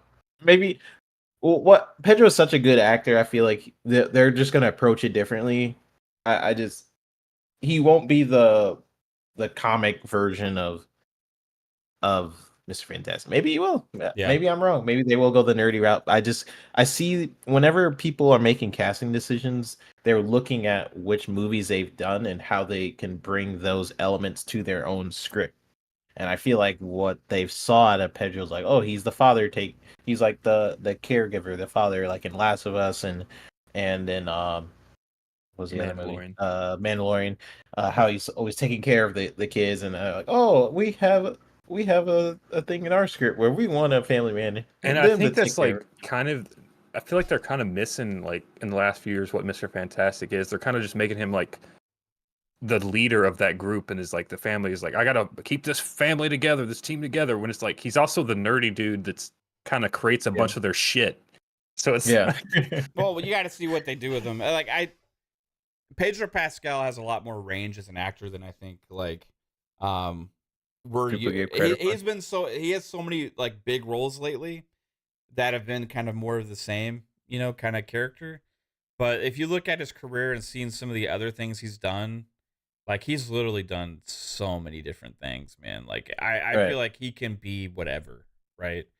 He's that true actor that can become different people. Like and there are a lot of actors play the same guy every fucking movie they're in. You know what I mean? Yeah. That's not Pedro Pascal. Even though he's been doing that more lately because he's ascended into stardom in that kind of role, right? But we all loved him as Mandalorian too, without even ever seeing his face or like seeing what he does and stuff. And then he got Joel, right? But then he also has done some other bigger movies. But if you just see the stuff he's done, like can do many different things. So I think he'll nail it. But I don't know, like I'm more thinking about like overall the group together, how they're gonna gel, So that's why I really want to see these other picks. But we'll see.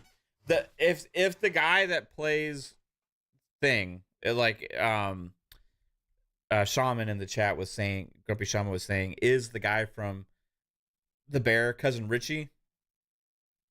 That is actually a great casting for him because the Cousin Richie in The Bear, like, and also the other thing I saw this guy in was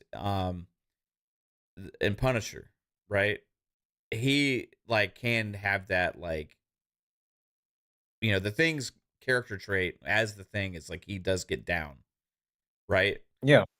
Like this guy plays that really well, but in a way that's not like hard to watch. Does that make sense? He does it in a way where he tries to lift other people's spirits up, but you could tell he's kind of suffering and kind of does it really well where he's hiding how he actually feels to other people. Right. And then like he's actually suffering, and yeah, he does a great job of that. And that's pretty much the Thing. So yeah, that's actually a great casting if they wanted to go that route with the Thing. So Vic the Click says, Pedro, no, I don't need a senior Fantastic. And then David Del Rio says racist. Vic, I encourage you, David, to look up Vic's Twitter and watch clips of him and stuff. He's I think if somebody can speak on stuff like that, it's probably Vic. But anyway, I'm not gonna get into any of that. It's just hilarious. What do you guys think about John Krasinski? John Krasinski as Mr. Fantastic. I mean, we saw him for like 30 seconds and he was alright, I guess. I thought he would I have been know. perfect. You think so?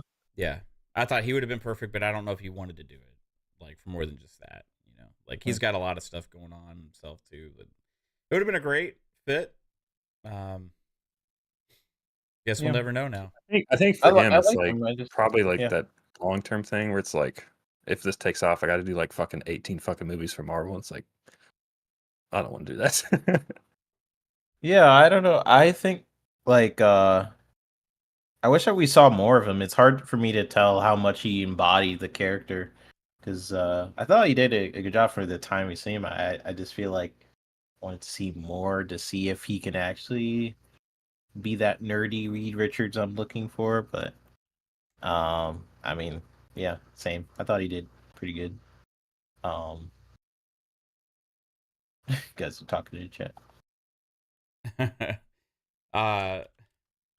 Yeah, I almost had a name moment for a second. Anyway, so let's get into something else I want to talk about. We'll find out who the rest of the cast is. I think it's coming together okay. I'm glad they're. I mean, the movie a doesn't name. come out till 25, so we'll have a long time to be able to kind of talk about it. I can't wait to see the next like Disney Expo thing. Isn't that usually in December? No, it's like Or early in the year. I think it was just after E3, wasn't it? Or is it? Yeah, it's like in between E3 and Gamescom, I think. Did we? I don't even remember this year's. I think that's when we got that Avatar mobile game that was like a battle royale, and I think we watched it. Was that this year's? I think we streamed it. It may have been last year's, but I'm not sure. Mandingo McThickens with the $5 super chat says, I think they screwed the pooch. John K is Mr. Fantastic. Pedro's the wrong choice. John fits the profile perfectly. If John wanted to play Mr. Fantastic in like multiple movies and stuff, then yeah, but we don't even know that the actor was on board for it, right? Like, I think sometimes we forget like that not every actor just wants every role. You know what I mean? So like, even somebody we think is perfect for it, maybe he just didn't want to do it or something. Maybe they tried to cast him, you know, for like more than just that. No, I don't know. So I just looked up on your channel. The last one you streamed for D23 was September 9th, 2022. So we didn't do one this year. I don't even know if they had one this year. Yeah, did they not? Was it because of actor strike? The writer strike? D23 2023. No, actors want money, but some of these actors already have a lot of money and are already like doing a lot of things, and so they like. And there's some actors that never choose. Yeah, there's some actors that are like, yeah, I don't know, super into superhero movies and stuff. It was like from September 8th through the 10th. I guess nothing came out of it. Interesting. Mandigo McThickens with the $5 says, I think they screwed the pooch. John K is Mr. Fantastic. Pedro's the wrong choice. John fits the profile perfectly.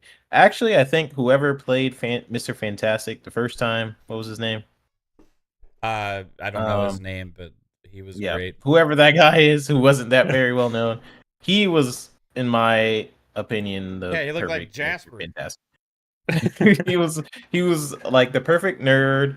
He was able to like embody who the character was, like the family thing, and like that was Mr. Fantastic to me. John Krasinski, I liked him, but I didn't fully see that, honestly, but we didn't have a lot of time with him, so it was hard for me to judge. Like, we had like 5 seconds with him.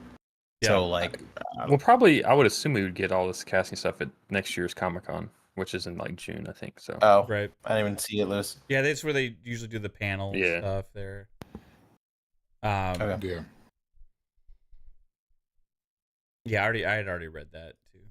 Oh, well, I didn't get to read. Right on. So yeah, something else I wanted to get into. I wanted to run this by you guys. Okay, so we were talking about Loki last week, right? And we were talking about if y'all haven't seen Loki, there's going to be some Loki spoilers here, right? So we were talking about, and Jasper had come up with this thing about it isn't necessarily think just because we saw He Who Remains. Well, I'm gonna put the spoilers thing on the screen. Just because of the way it ended and He Who Remains is supposed to be dead and stuff doesn't mean like we've seen the end of him. Okay. And I was driving at work today and I was kind of listening back to some of our stuff, and it got me thinking. Okay. And I want y'all's feedback on this. All right. So in Loki, where they deliver the TVA book to young Victor Timely, right? Yeah. Okay, so I was thinking about that and how, at the end now, like he doesn't get the book. He looked back and it's not there. Yeah. Okay. I was trying to figure out if it was doomed to fail always. And we know that it was always doomed to fail because it was just a fail safe. And there was never any reason for that book to be handed to Victor Timely and that whole sequence to play out over and over again because it was never going to succeed. Right? He Who Remains would have known that. That's never going to succeed. Right? So what was the purpose of that? Right? So I was trying to think about that, and I was trying to think about the purpose for it was to put Loki in that situation, to have him basically send Victor Timely over and over again on the suicide mission and eventually take it upon himself to do it himself, right? And so this guy, first off, He Remains, is ruthless enough to give a version of himself this book, knowing that ultimately he's going to be sent to his death time and time and time and time and time and time again, because he's the one that set that up. Remember that with Miss Minutes and the failsafe with Renslayer, like that was his plan that she was carrying out. So he had that in the cards. That was his plan, to send Victor Timely to his death time and time and time again for absolutely no fucking reason that it was going to help anything, because it was never going to succeed. And he knew that. So what was the purpose of it? Now, I think he wanted Loki to do that over and over and over again, to eventually have that be a driving force in what ultimately made him make his decision, right? Because otherwise there's no reason for it. And him putting Victor Timely there, which is a version of himself, right? Makes Loki more trusting that this can get done, to drive him to do it, like to try and fix it, right? So hence why he's using himself. The only reason in that case why he would even give Victor Timely the TVA book was just because he knows it's not going to succeed regardless, right? Was purely to make Victor Timely aware enough of the TVA to accept to go on that mission. To draw that interest, right? Because otherwise he has no point of existence in everything he's doing. Well, when they went back to the time and he didn't get the book, he was still a kid, so now he doesn't know that TVA is the thing. Right. Yeah, they took it away. Exactly. So this is where I'm getting at. So now that he's not getting the book, is that what He Who Remains always wanted? Because maybe the TVA was an actual distraction from what that version of Kang was originally supposed to do, or able to do with his own free will without being suggested about the TVA, in which he would ultimately be led to his own death. Right? So now that version is free to think and tinker without any kind of constraints about what the TVA means, right? Because he did constantly think about the TVA throughout his childhood and stuff like that. Right. So now that's out of the window. So he's just another variant of Kang on his own free will, right? Yep. Just like all other variants of Kang are without his influence. And the only thing I can think of is that's what he always wanted to happen. But he needed Loki to ascend and take him out as well, and let him die as well, to create this. Now, I think maybe because Loki is who he is, maybe he has more capability to hit that job than he ever did, Yeah, which maybe opens Kang up. was restricted to a specific amount of timelines, and he used technology. Loki's using like magic, and Right. he can pretty much have infinite timelines we as know opposed to Kang. what we talked about last week about like Kang's biggest character trait among all of the versions of him is he uses people, right?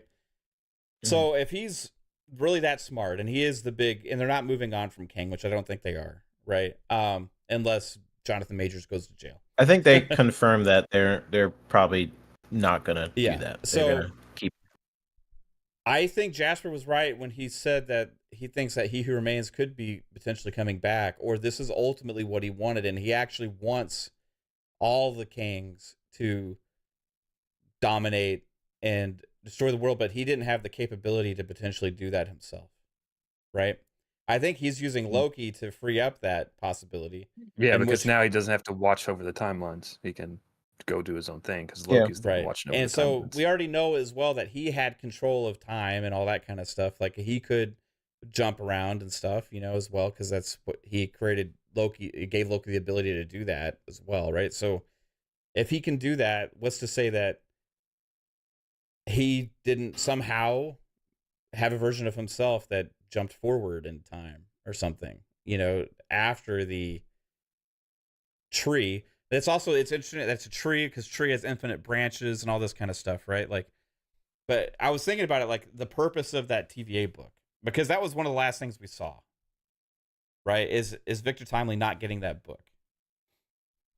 And so what was the purpose of sending himself time and time again to his own death without knowing that's never going to have a chance to fix anything? Right. I think there's something there. There might be something there, and G maybe says it also. He says it allows He Who Remains and out. He is no longer stuck at the end of time. Now he can go on and become a conqueror of other dimensions. Yeah, that's something Jasper did bring up. I was skeptical because I'm like, well, he's dead, as far as I know. But that's at the end of time, so there's a version of him from before time that has not. You know what I mean? That hasn't. And even if it is at the end of time, like she just stabbed him. So what's to say when she walks out the room, he doesn't time skip forward into like a medical center and just seal himself up real quick?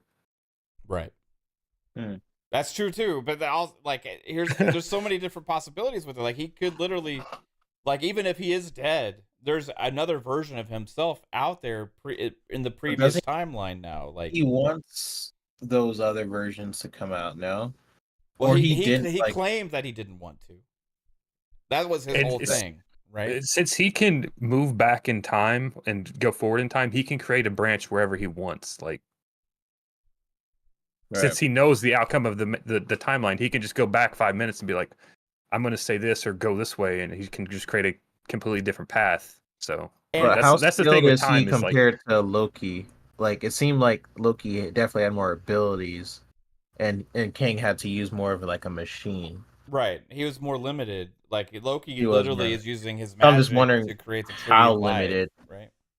Yeah. I'm just wondering how limited would he be if well, we know Ant-Man beat a version of him, so like at least pretty damn limited, even with that technology and all that kind of stuff, right? Like, and here's the other thing, okay? So we're led to believe that from his perspective, that he was trying to control all these Kangs and like keep them out from the timeline.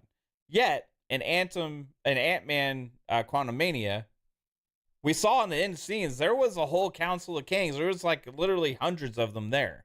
So that exists within this current timeline that he was already controlling, right? So we know that's the same timeline too, because the snippet at the end with Owen Wilson where he talks about that one was dealt with or whatever, right? That is still within this timeline. So that Council of Kings, all the people that were in that stadium or whatever, right? And there's thousands of them, probably. I don't know how many. But those were all already there. So I think he was just lying all along and just wanted more things to be able to conquer. Like, and I think he couldn't like sit there anymore and not potentially gain control of everything. I think, I don't know exactly what it is, but something didn't add up with that TVA book. Yeah, that could be a interesting bit. I mean, he did send Renslayer to go back, and he's like, make sure you get this book. It's super important. And Yeah, but why? but why? It served no Yeah. purpose other than to force Yeah. Loki to do that and send that guy to die over and over and over again. Yeah, because technically, they use him to try and stop the machine, and maybe it was to throw Loki off. Maybe he knew that was going to throw him off in the Well, future. Or that version of Kang builds a loom. So that version of Kang builds it, and then another Kang comes and destroys him. And now not getting the book, could that just be their way out of, if they're just saying, if they decide if they don't want to have the character that's playing Kang to be that Kang anymore? And well, the newest rumor is that they're killing it off. There's like a contract with Jonathan Majors that they can't. He has to, like, it's going to be him as Kang or nobody. But I'm saying, like, he's no longer in the Kang the Conqueror, because he didn't get that book. He didn't create. But that was just Victor loom. Timely, though. The thing with what Matt was saying is, like, the TVA sent the book to Victor Timely so Loki would be set on a path to become the god of stories and take over control of the loom. That's the entire point of the TVA handing the book to Victor Timely, was to set Loki on a path. Right. Because Victor Timely only created the loom that didn't work, probably because of the TVA, but he didn't know how to make it work. Like, it literally, the thing that he had that he was selling off as the at that show, whatever, was a gimmick. You know, there was no way for it to get, like, even when Loki was there, he realized that nothing he did would have prevented the loom from breaking. Yeah, he was a huckster, right? He was selling snake oil. Yeah, that's the old term for those kind of guys, right? Like, he was using like selling snake oil and stuff to manipulate people for money, right? And he had his stuff he had learned from the TVA. And he was tinkering and he kind of built stuff, but he even said worked, that, like, right? He's like a man out of his time because he didn't have the technology to build the things that he really wanted to. Right, and he had the thing he had built that was supposed to maybe hopefully fix the loom, but it didn't. Right, I mean, it kind of did for a minute, but then it just didn't matter. You know what I mean? Yeah. So it's like, I feel like he kind of had the intelligence to be able to maybe do some of this stuff, but like not all the way. So like anything he did, if he was going to ultimately die by He Who Remains' design before he can complete any of these things anyway, then really his whole existence doesn't even matter in that loop, right? It really had a zero purpose loop except for the purpose of Loki. Does that make sense? People saying that we're getting an echo. We're getting an echo? Somehow. Yeah, it's Psycho. Whenever one of us is loud, it comes back through his mic. We got a couple super chats. Mandingo McThickens with the $2 says, Marvel is dead to me. It hasn't been the same since EG. Endgame. Yeah. Well, you don't like Shang-Chi or Loki, or I don't know. Like, I get some people are like, Endgame, after Endgame Marvel sucks, but I don't know. I think they have some hits here and there. It's just because we haven't had a payoff of anything yet. Yeah. There's been a lot of things that, first off, you had too much random stuff with Disney Plus. You had the whole COVID thing and all that going on for a while. Then you had the writer's strike. You had movies come out because of all these things in different times, and they're supposed to have come out as well. And then now you have some like movies that I think are pretty good, but like they're not really getting accepted as much either because of all of this history with all this disjointedness now, right? So I feel like there's good payoffs coming, and I think ultimately we'll be rewarded at the end. So we'll see. Alvin with the $5 super chat says, HWR could only see versions, or He Who Remains could only see versions where he lives in the end, when Sylvie kills him and he doesn't come back because Loki is now the loom he couldn't see. Yeah, I did think about, like, right, that was the one thing he couldn't predict. Possibly that's something we talked about in the other episode was like things that are destined to happen already. This is the thing I struggle to get or wrap my brain around. Things that have happened they're already done. I guess they have already happened. I guess that makes sense because when Loki like tricked him, is like, actually this is like the first time or whatever we're having this conversation, like he remains didn't know that, so like he's right, like he remains couldn't see past Sylvie killing him. So what happens now is that since Sylvie didn't kill him, he has an extended future, and we don't know what that is yet. Yeah, but my thing is, can he ever live past that time, or is he that was always destined? Like he's already dead. So okay, so you're thinking like, is it destined that he has to die within like that time? No matter like if he goes like no matter what, if he walks out goes down the elevator's just gonna fall and he's gonna like die in the elevator. Like he's just it's not like Final Destination shit. Well, I struggle to because they explained this at Endgame. They're like, why don't we? Do you remember that scene at Endgame where he's like, why don't we just kill baby Thanos and just like, it goes like that, and they're like, no, because it already happened. Like the timeline, all this stuff, it's already happened. So we have to meet him at a specific time. You know, I'm struggling to wrap my brain around how that exactly works, but how they explain it in the past, like that already happened. He already died, and we're just seeing. Which I struggle to get that because there are branches. That was the ending of the main timeline, I guess. Which would have been Loki exploding in the loom or whatever. That would have been the ending of a prime timeline. But since Loki changed it, there's now a branched path. So now the new prime timeline splits at the end. Yeah. So it's I guess so. I guess it is free game. It could go either way, which means Black Widow could now live maybe. Because the whole thing with Black Widow is like, well, she can't. But no, because everything past the point of where Loki stopped Sylvie from killing, that's like the new split path. That's the new. So anything before that is still set because that's already been set. Would that be like primary timeline? The trunk of the tree? Right? You trunk like of the tree, and now we get the branches, you know? I guess so. But what's kind of cool about it is like... But hear me out on this, right? You said it's set, Jasper, right? But when there was variants before, like you said last week, the TVA's job was to prune them. Now, if something gets out of line, the TVA is not going and pruning those things. So, if something, even though it's supposed to be set, you can go and get it unset without you may create a new timeline. You can't unset the part that you've already pruned. There can be new prunes or new branches because there's no one pruning it. But anything before that would still be pruned because it was already pruned. It was already pruned. Yeah, that's the part that gets me. But so let's say somebody from this. So eat raisins. But somebody from this new timeline, right? Yeah, should be able to go back to the previous timeline and grab somebody and bring them to this new timeline where there is no pruning.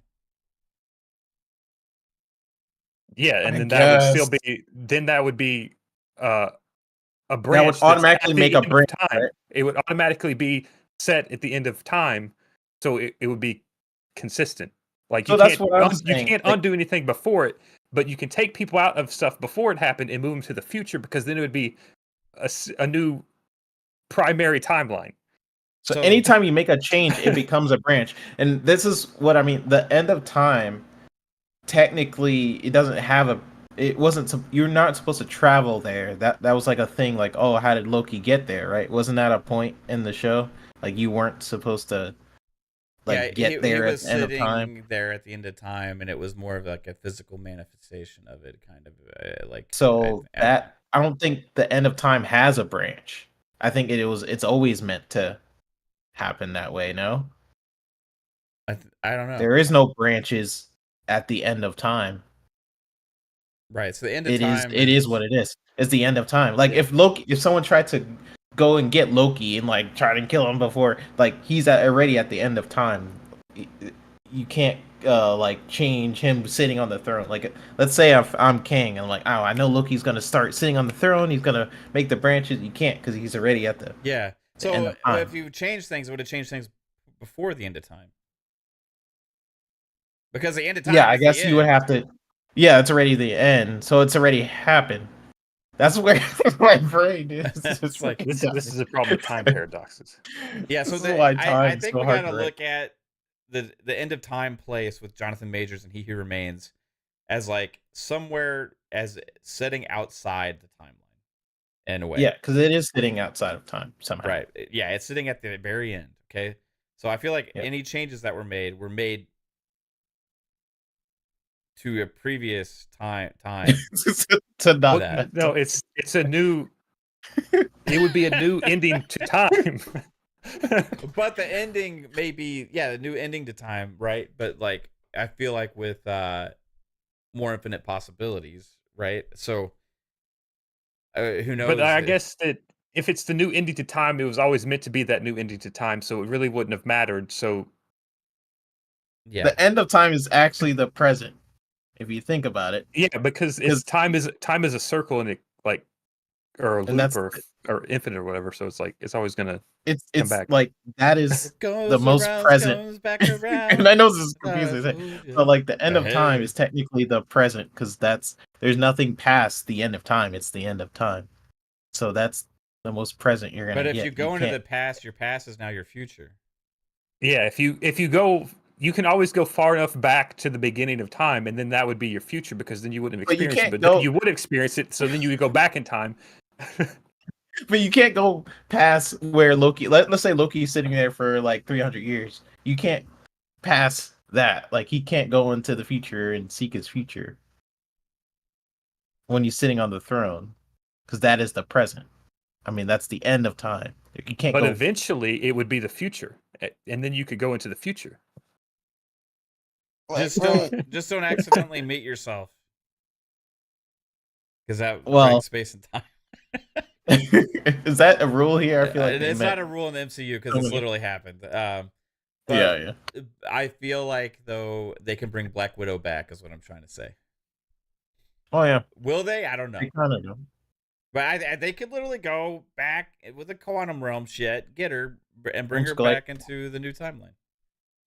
They should. And this is only counting timelines. Now, if we go to multiverses, they're going to have their own timeline in that Okay. multiverse. But like, all right, so hear me out here, Jasper. Okay. Unless if time expands across multiverses. Unless Loki is the keeper of all multiverses now, No, he's the keeper of time. or is it just well? But he's holding the different timelines in his hand. He can. Isn't that If different someone universes? if someone from our universe goes to another universe, Loki can see that on the timeline. But Loki can't control anything that happens in that other universe. So, Oh, all right. dang. Okay. Unless if time Can he is, see the X-Men? unless if time is across universes, then he can. But we don't know if time is across universes or I if their have own a universe theory to has their that. own That's what I time. wanted to talk Hmm. about. Okay. Yeah. Okay. So, I feel like the timelines are the universes. So you think he's holding like X-Men in his hands, I feel like, like I feel like the timelines are the multiverse and the alternate reality. I feel like those are the timelines because Owen Wilson said the thing about 616. What did he say? I don't remember. He said there was a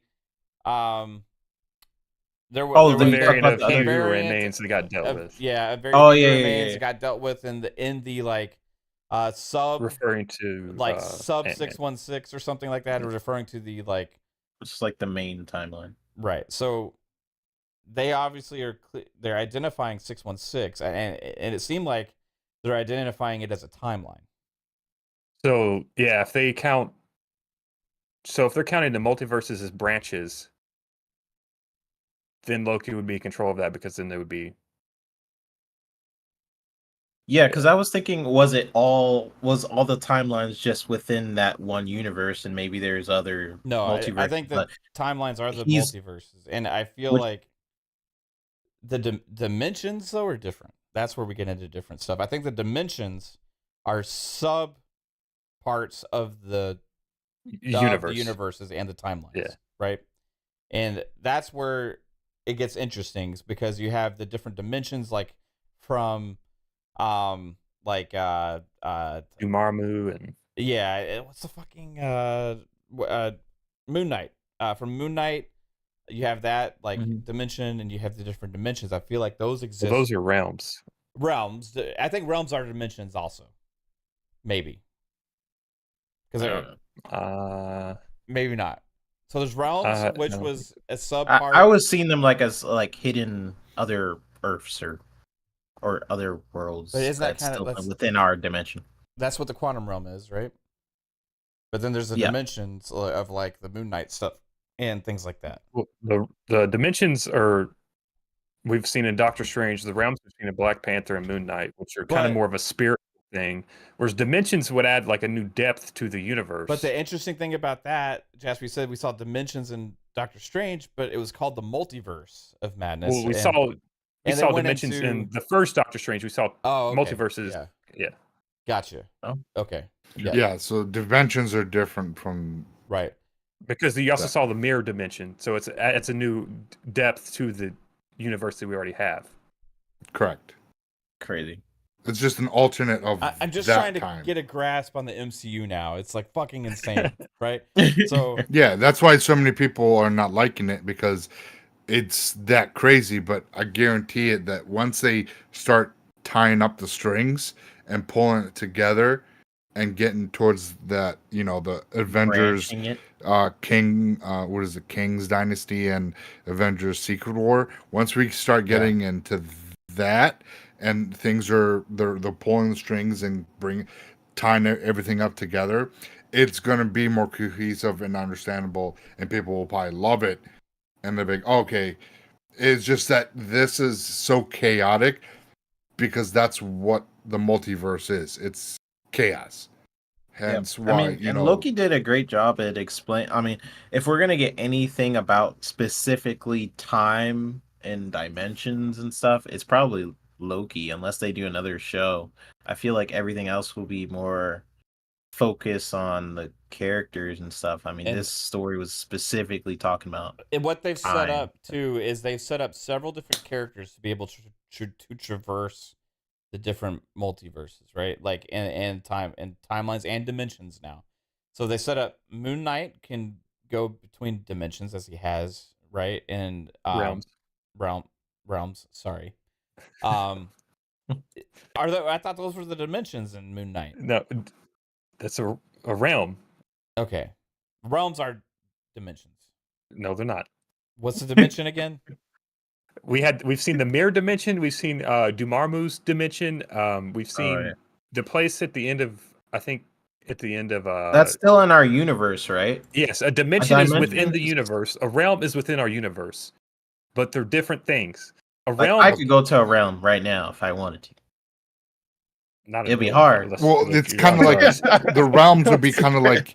But if I want to go to a mirror, like Thor and Love, God and Thunder, I think when they went to the gods, that was the that. No, that was just another planet. Was with all the gods. A realm. The realms we've seen are at the Black Panther where he meets T'Challa in the afterlife. Okay.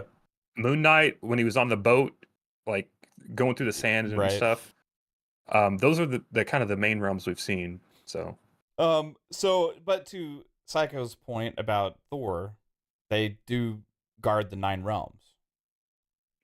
Those are different realms. Those are the 9 realms where with civilized people or whatever. So it had the Frost Giant realm or whatever. Earth realm. The Earth realm, and then you have Asgard, the old Asgard, which was that whatever the fuck that was called. Those are the 9 realms that make up the tree or whatever the fuck. But now Loki's has a tree of life of his own, and he's also from Thor. So yeah, but that's just a symbol within mythological things. It's fucking mind. Okay, so yep. So they've set up several different characters to be able to traverse this stuff. You have America Chavez, right? She can travel through multiverse. Right. So she can go to any of these branching she probably timelines. Could go to Loki, right? Or no? She That'd be can't hard. traverse through time though. She can just go into the alternate present of all these different timelines. Yeah, so if Mav's theory is correct and the multiverses are branches in the time, she can jump to different branches essentially, but she can't go back and forth throughout those branches. She can only go to the point in time that she's at on that branch and jump. Right. Treybone Can says it go to Loki? American Chavez? Yeah. David said, do dimensions exist separately in each multiverse? And then Lewis said, some dimensions do exist separately in each multiverse, but some are in the same plane of existence. also there's the ShaneG stuff. What was that, a different dimension where the thing came from? I think is just Yeah, that was a realm. different. No, I think that they mentioned dimension. Did That they? was like, They did? yeah, I think that was like the dark dimension, like the fucking wherever that creature. Yeah, they Oh, yeah, almost wherever the hell. thing was coming out of was the dark dimension, right? Yes. Oh yeah, that Yeah. was coming it had- out of a different. It had come out of the Right. dimension, but they trapped it there in that realm. Yes. Yeah. Because that Yeah, was it had also an to- alternate realm that they were in when they went through that forest, right? Or was it not? Was they just hiding there? Well, I think No, they I gotta rewatch transversed. They transversed like places throughout space and time. So they went to like a different place completely into the universe, but it's like a wormhole that was connected to the Earth's forest. That then they just like they're essentially on another planet. Yeah, they traveled through a wormhole to another planet, basically. because when that chick drove the car, they went through the different that wormhole, wherever the wormhole, the fucking into a different I dimension. honestly do realm. not remember that. Because it was weird because it was like I think it was a realm. What they were talking about, where the Shang-Chi and where they all came from, because they were there to protect the seal of the dark dimension. So Maybe this way- dimensions exist within realms. Well, dimensions would exist within everything. Okay. Right. Everything has an alternate dimension. Or not necessarily alternate dimension, just another dimension within itself. Like we like sit. Oh my god, we're about to fucking jump into this. So If I could draw it, I probably Yeah. could illustrate. you can only see like we live in the third dimension, so we can only see stuff below our dimension. We can see the first and second dimension and the third dimension because we're within those three dimensions. We can't see the fourth dimension because we cannot perceive fourth dimensional objects. But a fourth dimensional being could perceive 3-dimension, 2-dimension, and 1 dimensions because they're above our dimension. but if you smoke DMT, you can see the fourth dimension and the sixth dimension. Who's in the fourth and- dimension, Jasper? Fucking rocket ship. Well, technically, Loki? a tesseract. The tesseract is a fourth dimensional object. Which So how they perceives could see that. through different time. Well, so if that's a fourth dimensional object, does that because they just had those freaking objects in the TVA. I guess the TVA is technically outside of time, or was that a lie? The TVA. The is outside of TVA time. Is like But was they're that like, a lie? Because he was able to go back in time and stuff at the TVA. Loki, Right. remember? Like, Well, remember they're like, "Oh, that's not supposed to be possible," but well, then he did The it. TV has to be on some point throughout time. That's why it got destroyed. And someone had Maybe to it just create doesn't work the same way there. Oh, my brain. Okay. All right. So Okay. anyway, like what I was getting at, America Chavez, she can cross multiple she can cross the multiverse, right? Into all these alternate realities, but only in the present time, right? So you have Ant-Man, who has learned to traverse time in the quantum realm using PIM particles, right? But he can go small and big. He can't go through time. Yeah, he can go through time using the quantum realm. That's how they that's how they went and retrieved all the Infinity Stones. Remember they had to bring them back. But they used other stuff. They wasn't just going really small. Right, they used PIM particles and went really small into the quantum realm. It was just PIM particles, right? They figured it out because of Iron Man, how to traverse the quantum realm, and because time didn't work the same there, it moved slower or whatever. So they figured out how to traverse it to go backwards. And that's how they're able to go and reappear in the different times to retrieve the Infinity Stones. That's how all that stuff happened, how they ended the snap. Because they brought the She maybe said maybe realms are occupied by gods and dimensions are perhaps more magical. Yeah. maybe. See that Well, Dormammu was the god of that world, right? Or So where the fuck he was. Yeah. so And he was in Dimension. there's a technology aspect of time travel, which I'll say that Ant-Man and them have figured out, right? Whether they'll ever use it again, I don't know. Then there's the America Chavez traversing multiverse. Oh. Right. And there's that chick what's her name at the Oh. end of Doctor Strange. That's what I was going to bring up. Dormammu is a variant of Doctor Strange? I didn't know that. I just looked it up. That's freaking crazy. So the lady Charlize Theron's character at the end of Doctor Strange, what is she's like Dormammu related to Dormammu? She was like or something. Mephisto's like cousin or some shit. Oh, So I okay. think that she's about to take Doctor Strange to the hell dimension, essentially. Okay. Or maybe realm, because if it's Mephisto, maybe if it's more spiritual, it's probably a realm. So Mephisto maybe have a hell realm. I don't know. Yeah, because because again with the whole Mephisto thing, I mean, he had the two shards were his kids and all that. So I think like Doctor Strange going there could be because Scarlet Witch is there, and they're planning this big that he's using her and her kids as something to get him back on Earth, and to take so he can rule that the Earth realm. Right. Okay, so Moon Knight can cross dimensions or realms. Yeah. Okay. So we have that. Okay, so I'm trying to think of everybody who can go into different dimensions here, and like multiverses. Anyone can. All the Doctor Strange people, like they theoretically can go to any dimension they want. I think. Some of them are forbidden within certain books, but they just need to know the spell or whatever to get to those dimensions. Different dimensions. Okay, so Doctor Through Strange, the Rainbow Bridge. America Chavez, Doctor Strange. Doctor Strange I think can he go used the Rainbow dimensions. Bridge, right? Shang-Chi can go into at least one dimension, Well, that's. the dark dimension. Well, he didn't go into the dark dimension. I know He he didn't- fought stuff that's coming out of it. But if they're coming out of it and that's where they're from, like, remember they said That could just be a portal, a passage. Okay, so what I'm getting at is the people there escaped to where they're at now because that dark, Or whatever the fuck it was called. yeah, the dark If dimension. it's from the dark dimension, that's where Dormammu is. The- Is that dragon that was... the dark. I can't remember if that was exactly what they fought at the end of Shang-Chi or whatever, but it was Psycho said it was another dimension. So I'm assuming Remember it their was, story though was like that destroyed their former world or whatever, Yeah. right? So they escaped there, so they know how to traverse that shit, in realms at least. Oh, true. Right? Yeah, I did forget that it destroyed their previous world. But that's why I whatever think the that octopus- they didn't transverse a realm or dimension. I think they just went through a wormhole to another plane of existence, like another in our planet. same world. Yeah, in the same world. I think they just went Just through on a a different wormhole. plane. Yeah, they're just on another like. They're essentially on another Earth, but in the same. I'm gonna have to rewatch Shang-Chi now.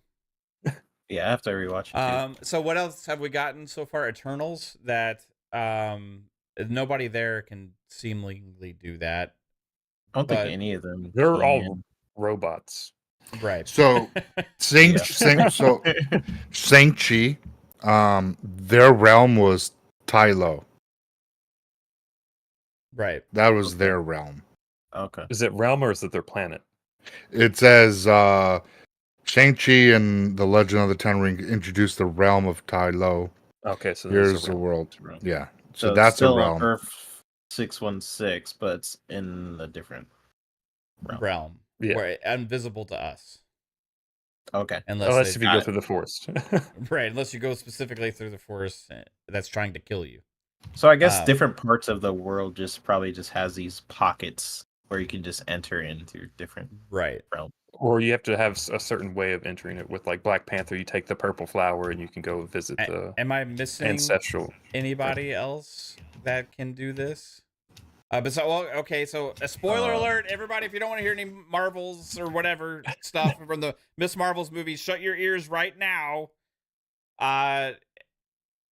So the Marvels, now we have somebody else that can do it, and that is Spectrum, or whatever her name is, right? Combined with Binary. Or yeah, she went to another multiverse. Previously, the combination of the three of them, right, of the Marvels can do this because that they're able to combine their abilities to open up a crack. But can she redo that though? Or was that just like a one-time power up? And I just like, I think I think that? I think so. I think they can. They were able to combine their light powers to be able to do that. They opened But up a she crack. doesn't. They're not in the same world anymore. So can they still combine them? Well, Like- if she can, with Binary there, who has the power seemingly potentially of Miss Marvel, or sorry, Captain Marvel and Miss Marvel, because she has the gauntlets, but also she was like, oh, yeah, I Captain guess Marvel if she has both. She has yeah. both. Then you combine that with Spectrum, then you have all the components needed, right? Oh yeah, Iron Fist has the place he's But at. she's in another multiverse now, so it's not a realm. So she's in the X-Men multiverse, the Yeah. Fox multiverse. Maybe they're gonna go with Photon. I don't know. I got Soul. I'm not sure. But like, so would you get? So the planes of existence, are those like dimensions or realms? I think planes of existence are realms. Okay, and then dimensions are like basically different, like just Another bigger version of that. like what we see, but slightly different. okay. Yeah, planes is like it could happen here on Earth, but it's like different entry ways to get there. Like Black Panther, like Jasper said, he took the flower to get to that realm. It's still on Earth though. And then ShaneG, they went in the forest. All that is still on Earth or whatever. They just go through the forest and they enter like this sort of pocket that's still within our universe. And then I would say with dimensions, that's like a completely different version of that world. Like if you go on, if you enter another dimension, like different people, different.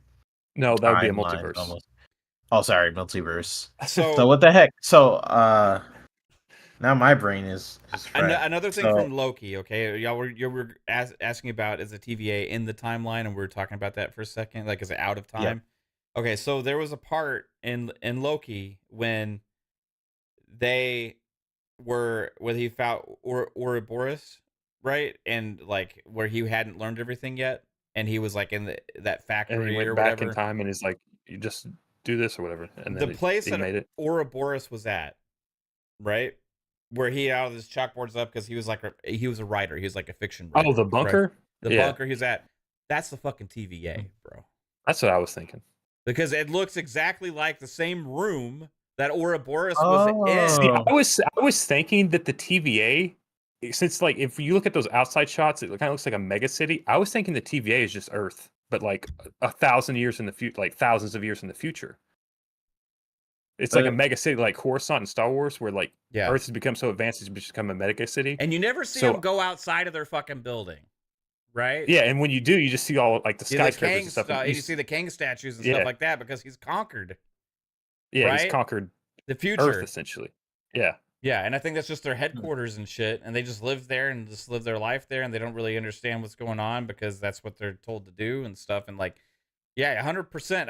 I feel like that when Three was asking, is that a lie? I think it was. I think it was a lie. I just like he lied about everything else. I think that was a lie, and I think it's just you're right. And maybe it wasn't even at the end of time.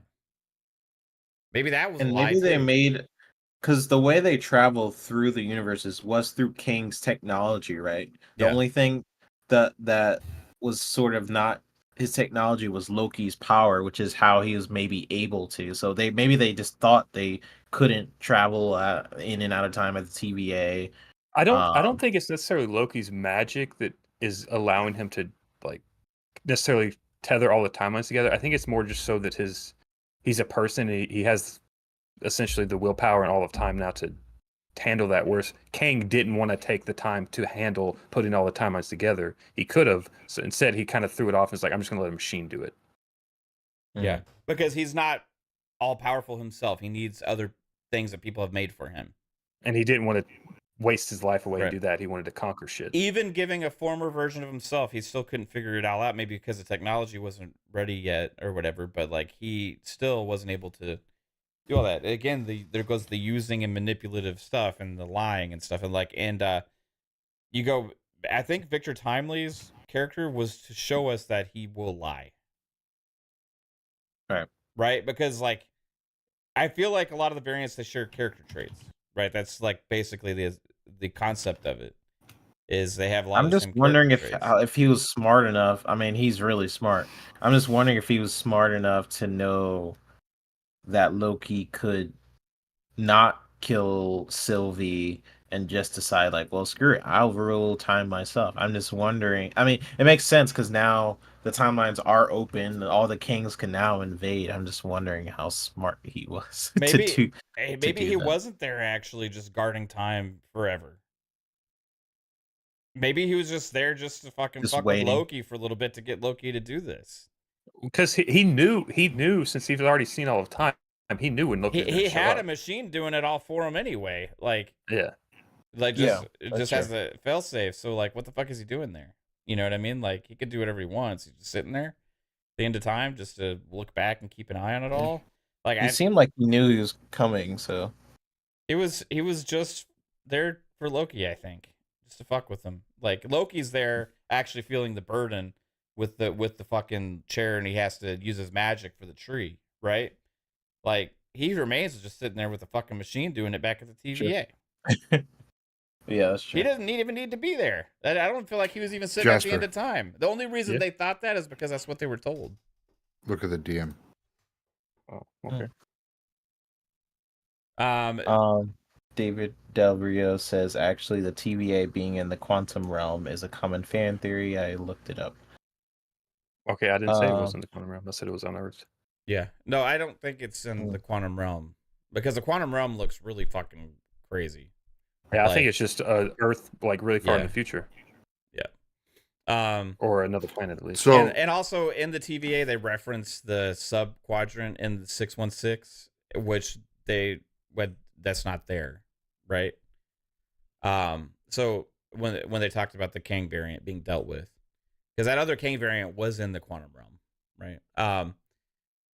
Which they referenced as being a part of 616, which the TVA I guess is not a part of, because otherwise they would have said that.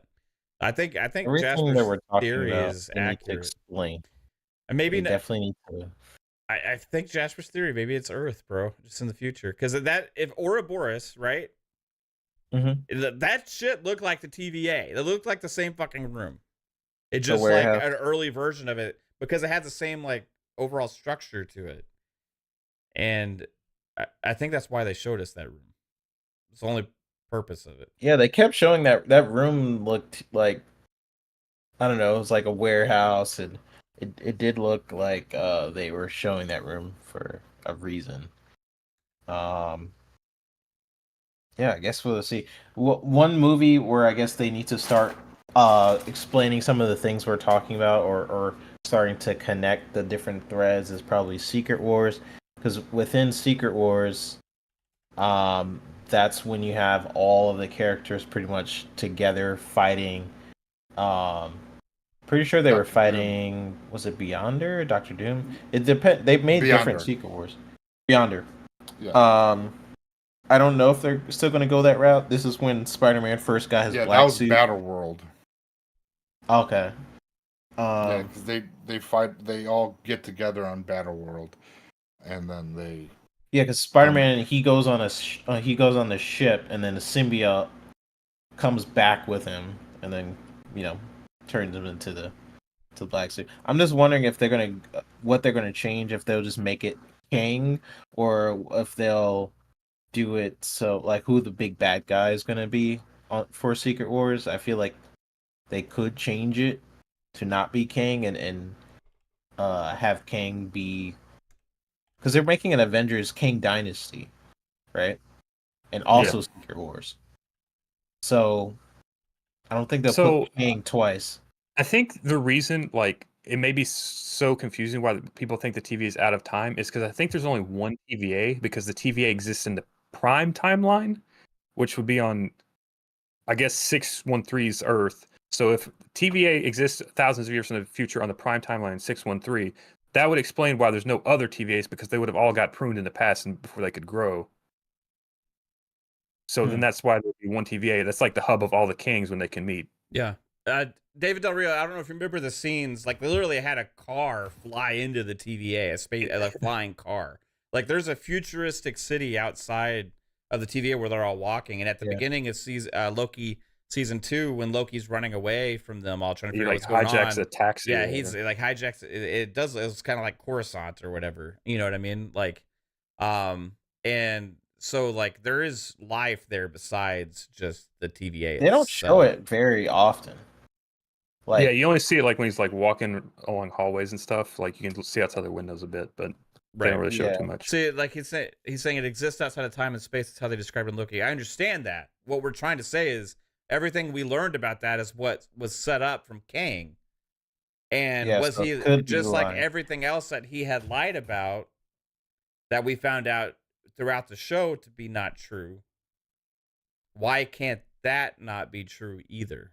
Right. And that would explain, like, another question people would have is maybe like, well, how do you explain like the fucking Obi like living for 1,000 years, or whatever? All Kang has to do is pull that guy out of time, like at a certain point, erase his memory, like they were doing, and then keep doing that every time he grows old. Just erase his memory, bring back. And they said that's what happened in the show. It's like, oh yeah, he kept erasing his memory. What I don't understand is if they're saying throughout the show that it exists outside of time or whatever, why they would even want to say that. Why would Kang want to say that it exists outside of time? Because, like, I guess at a certain point, like, you're not like really extending going into the future if you just keep erasing people's memories and bringing them back. So like they would be outside of time because you would just be bringing it back from the same point over and over again. It's also maybe to separate the people that are working there from the timeline, so that way they're more willing to prune people and stuff. Like, remember when Obi was saying like, "Oh, that shouldn't be possible," like because Loki kept going and doing it. So that could be a further clarification that it is not sitting outside of time because he was able to kind of time slip. Because Obi was like, "That's not supposed to be possible." So that could be indication. He's asking about the loom. Like the loom flying in the sky, like that's in a certain area. It looks like, and it doesn't seem to be like crazy large of an area that they're looking at, because they're really looking out and you can literally see it. Like I feel like you could have like a large enough enclosed type place or whatever to have that, maybe, or even if it's not, or you on Earth, what it could be a Dyson sphere around a neutron star. And the center of the loom could be the star itself. That's only something a space geek would understand. Right. David has a good point with like, I guess the loom, it's supposed to be a centerpiece for the universe in a way, because if it was the last remaining star, you could build a Dyson sphere around that, and that would be the only place you'd be able to get energy throughout the entire universe, would be the last remaining star. So you would build a sphere around it to capture its energy, and that's all the energy you have left. And when the loom blew up, that would be the last remaining star going supernova, ending the universe. Oh, dang. That makes sense. Lewis said, I don't know what Jasper said, but cool. Yeah, maybe that makes sense. If they're capturing, and then that thus would be another Big Bang, which is what they keep experiencing, which created the universe. Like if they're doing that theory, So with another Big Bang, the universe would restart, thus restarting time over again, thus meaning time is infinite.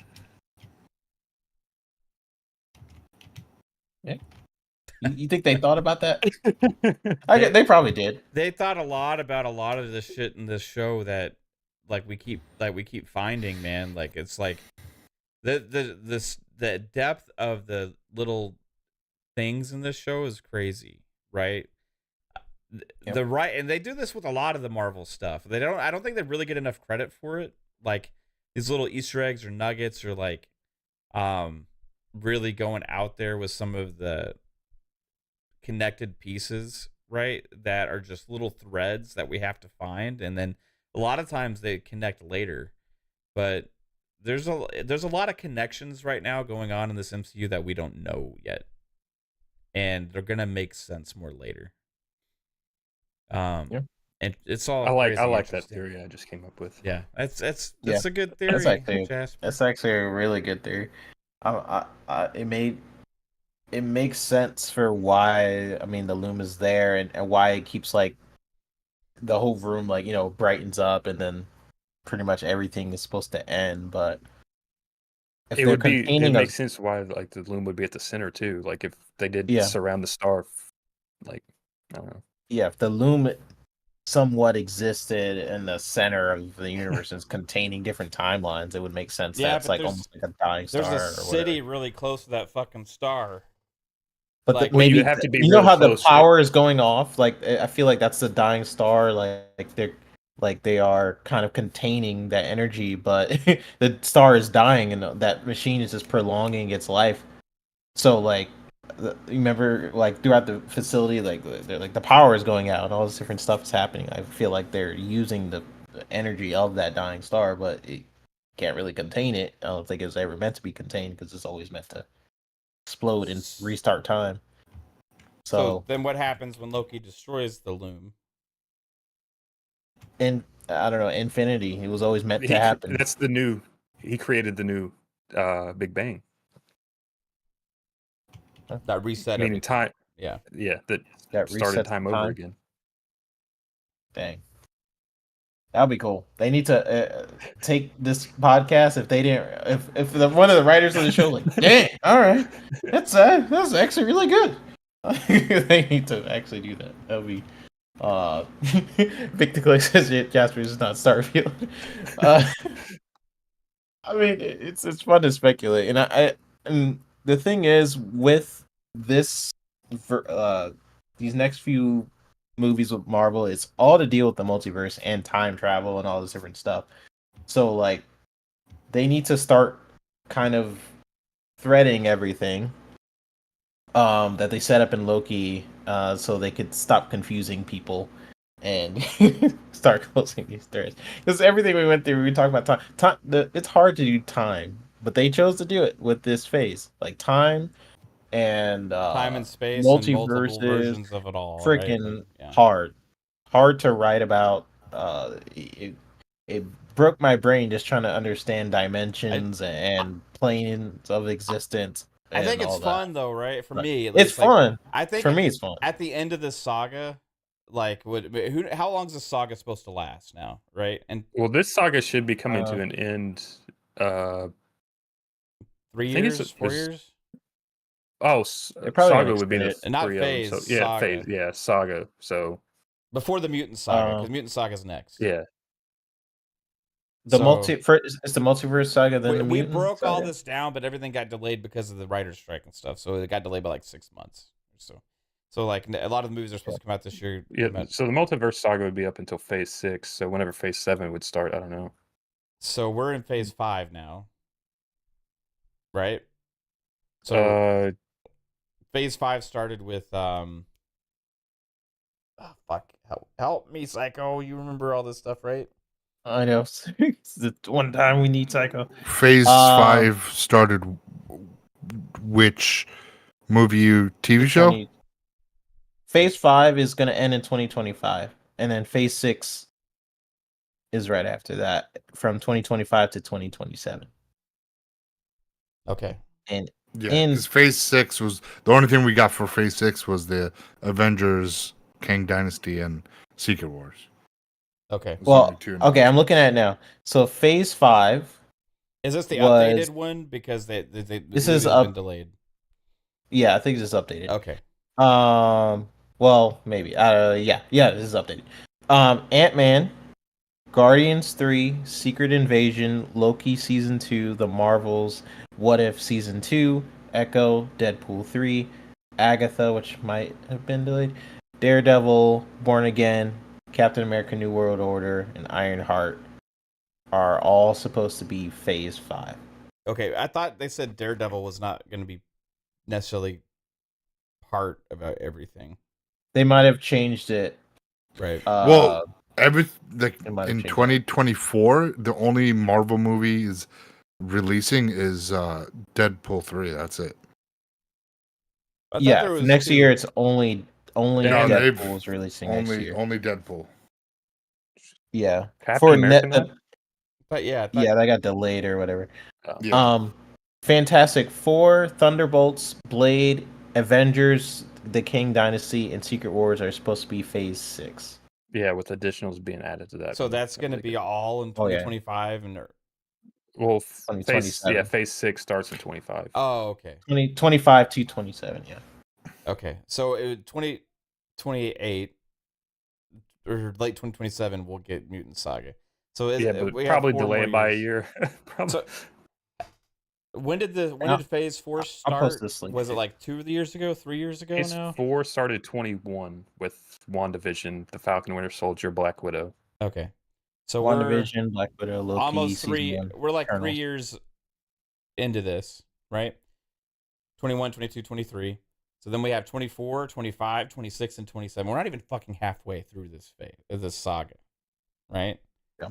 So Yeah, you see the link I sent? there's a lot of shit gonna happen, guys. A lot of shit. I did want to talk about Kotor, but I don't know if we have time to talk about Kotor. But real quick, Game Shark with a $2 super chat says, "When will then be now? Soon." What? Or never. Or When it's will already then happened. Love it. It's already happened. When will then be now? Be now. Oh, okay. When you say it like that, it's soon. or now. Because if you're saying when will then be now, it's already happened. So it won't be soon. It is now. Oh, it's if it was in the past, then it was in the past. I am currently He speaking didn't say that. in the past, present, and future.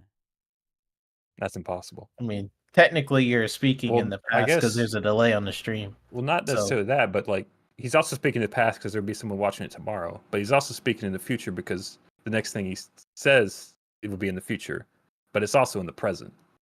Exactly. True. But the past. Shout out to our future listeners who are technically listening to us in the past, but for you, it's the present because you're listening to us right now. So that's how you speak in the I past. fucking hate present. this. Kotor Remake, is it dead? Is it not? Conflicting details. Grub said What do we know about it? that it was looking like it was dead. Mhm. Schreier says Sony- that he knows 2 people that said they are working on it at Saber. So Yeah. apparently it's just a small thing going on right now, trying to keep it It's- alive. it's- I don't know. It could be 50-50. They could be working on it until, they can say, no, that's it. We have whatever funding. So they have a working title, until if someone wants to pick it up. But I believe Jeff Grubb over Schreier. They could just be fucking with Schreier, truthfully.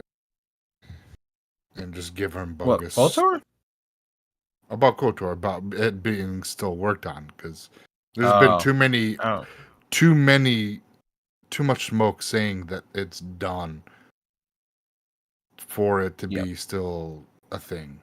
And especially if Sony's not willing to fund it, and we're seeing that they're getting possibly sued.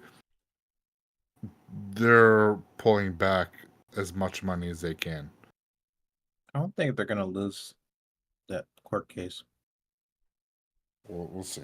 Yeah, I don't think they're We'll pulling see. back their money due to that court case, but Well, if it's 79 billion or almost $8 billion, I think that's enough.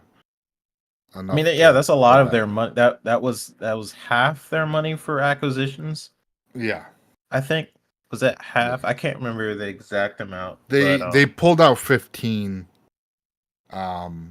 They had They used 7. They pulled Mhm. out another 8 or 9. And then they already used it. What they use it on? they buy a couple little studios recently. like Since the last What did they they bought iCloud and something else. So But that's like 400 million or something. I don't think it's like $1 billion. well, it depends on whatever the other studio they bought it. Yeah, from. I remember they did purchase a lot of studios. I'm just surprised their budget is running out so fast. No, I mean, if they only used $8 billion, that leaves them like with 15. But if they, if the lawsuit does actually happen, because Then this lawsuit was more for they're overcharging their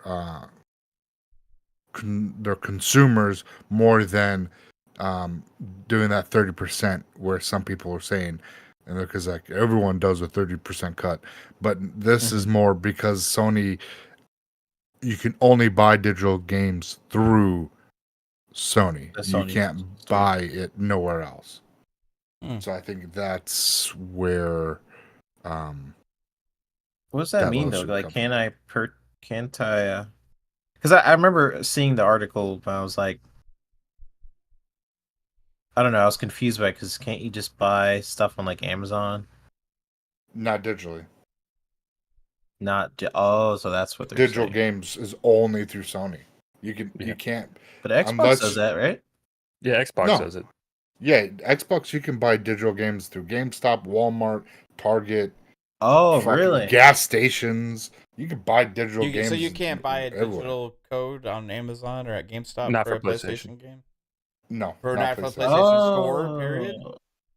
Nothing. Yeah, I can't. Like anytime there's like DLC stuff, we only recommend the PlayStation gift cards, their dollar amount cards. That's it for Sony. But Xbox, no problem. We got digital codes, we got cards, we can print it on the receipt. There's a lot of games I still can't buy digitally though on Xbox, right? I could have swore it's up to like third parties and stuff. Some publishers will do it, but they give the option, I guess. They give that option. Because I've gotten digital codes at GameStop sometimes for Xbox games, but like some games from some publishers they don't. I think it's up to the publisher. Okay, but they give the option. I guess PlayStation. They have the option. They have zero option. Gotcha. They give you not a thing. PlayStation's trying to keep all the 30% cut or whatever. Correct. Yeah. And I think that's where the lawsuit stems from, because if you're who you charging out 30%? They're essentially like wanting a monopoly on their own like store. Essentially on the store, so like they're not allowing other people to like sell stuff, and then so that way they can dictate their own price, and that's where the lawsuits come in. Is like they're overcharging for shit on their store when if they had other stores open, it would be cheaper. Okay. Well, that's from the CMA. Okay, that's crazy, and it's the CMA that fucking is doing this. Yeah, what I think about the CMA, but anyway, maybe they have a point. Yeah, right. So, anyway, yeah, it'll be interesting to see about this Kotor remake. I honestly don't have any kind of high hopes for it whatsoever anymore. No, but if it's whatever they think, what Sony wanted, it's going to be horrible. Just you can't do a Final Fantasy 7, Final Fantasy 16 style game for KOTOR. It just does not translate. Do you think they wanted to make it more cinematic and correct? Which I think I've heard reports of that. Yeah, before. there was somebody that came out and had a long thread about what he knows about it, and like we don't know 100% if it's true, but like the details and everything they put in. Basically, they had reached a milestone at Aspire, right? And they were set to show it off, and they were excited because they had built up this team and stuff, and they excited to show it off. And they had a meeting with Saber and stuff, and they were like, oh, or not Saber, Embracer Group people and Disney or whatever, maybe, and Sony, right? Yeah, and then like they were excited to show it and stuff. They thought it went well. Apparently, Sony told Embracer Group that they didn't like the direction. It wasn't like to their expectations of like certain aspects of like being cinematic enough or whatever and stuff like that. Yeah. So then that led to Embracer Group knee-jerk reactioning, right? And pulling it away from Aspire and putting it into Saber's hands. Yeah. Who had not had a team built up to make this game, which Aspire had been building up with veteran talent from RPG genre, from original team that maybe even some of the people that had worked on this in the past and all these different things. And then Saber was given it because they're thought of, I guess, in-house as like the more capable company. I'm not sure exactly. But then shit just stalled and derailed, and they never really picked up any steam. And then Grub had most recent things that happened is they pulled everything off of YouTube and stuff from the PlayStation YouTube channel and all mentions of it and stuff. All gone. So Grub, I guess that had done some digging. I'm not sure, or whatever he had heard is that really wasn't being worked on at all. Schreier came out and said he knows of 2 people at Saber that said they're working on it. So anyway, what status that is could it? be, I don't. and we could probably relate barely in the prototype stage, and they could just be doing that, saying that, so it could keep shut up this about it. the Like board factions. and the board and funding coming. Like no, we're still working on it. So this way they don't just totally get fucking the rug pulled under them, and then they're fucked. Then it's a fire sale. Yeah. Anyway, we'll see what happens. We'll keep an eye on it. But I have no high hopes for it now, for sure. No, I don't think anybody does.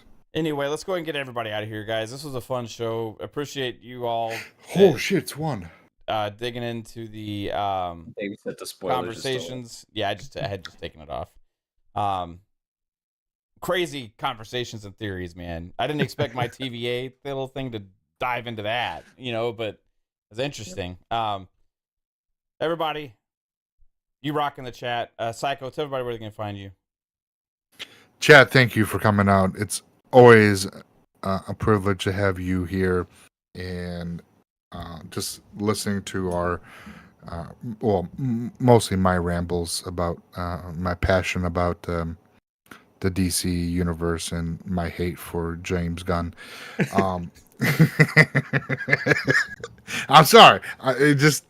He has to. It is what it is. He's gonna have to kill it for me to be like, okay, all right. That's where it has to be for me. But I feel it. Thanks everybody for coming out. It's always fantastic, and it's always a pleasure to hang out with my 3 buddies, talking about movies, comics, and gaming at times. And you can find me everywhere on social media, Psychonauts 8. On here every Tuesday, Friday for Xbox Ultimate, and then Mondays for FSP. Thank you, bro. Hope you have a good night tonight, Psycho. I gotta be up working fucking 12-hour shift, so no. Yeah, have fun with that. By myself. Oh, yay. Fuck that. 3-bit, tell everybody where we can find you, sir. Everyone can find me on Twitter at i3bit. I made a rare appearance last week on Game On Daily. That was interesting and fun. For the most part, I think this week, so Thanksgiving week, so I might not be here this week.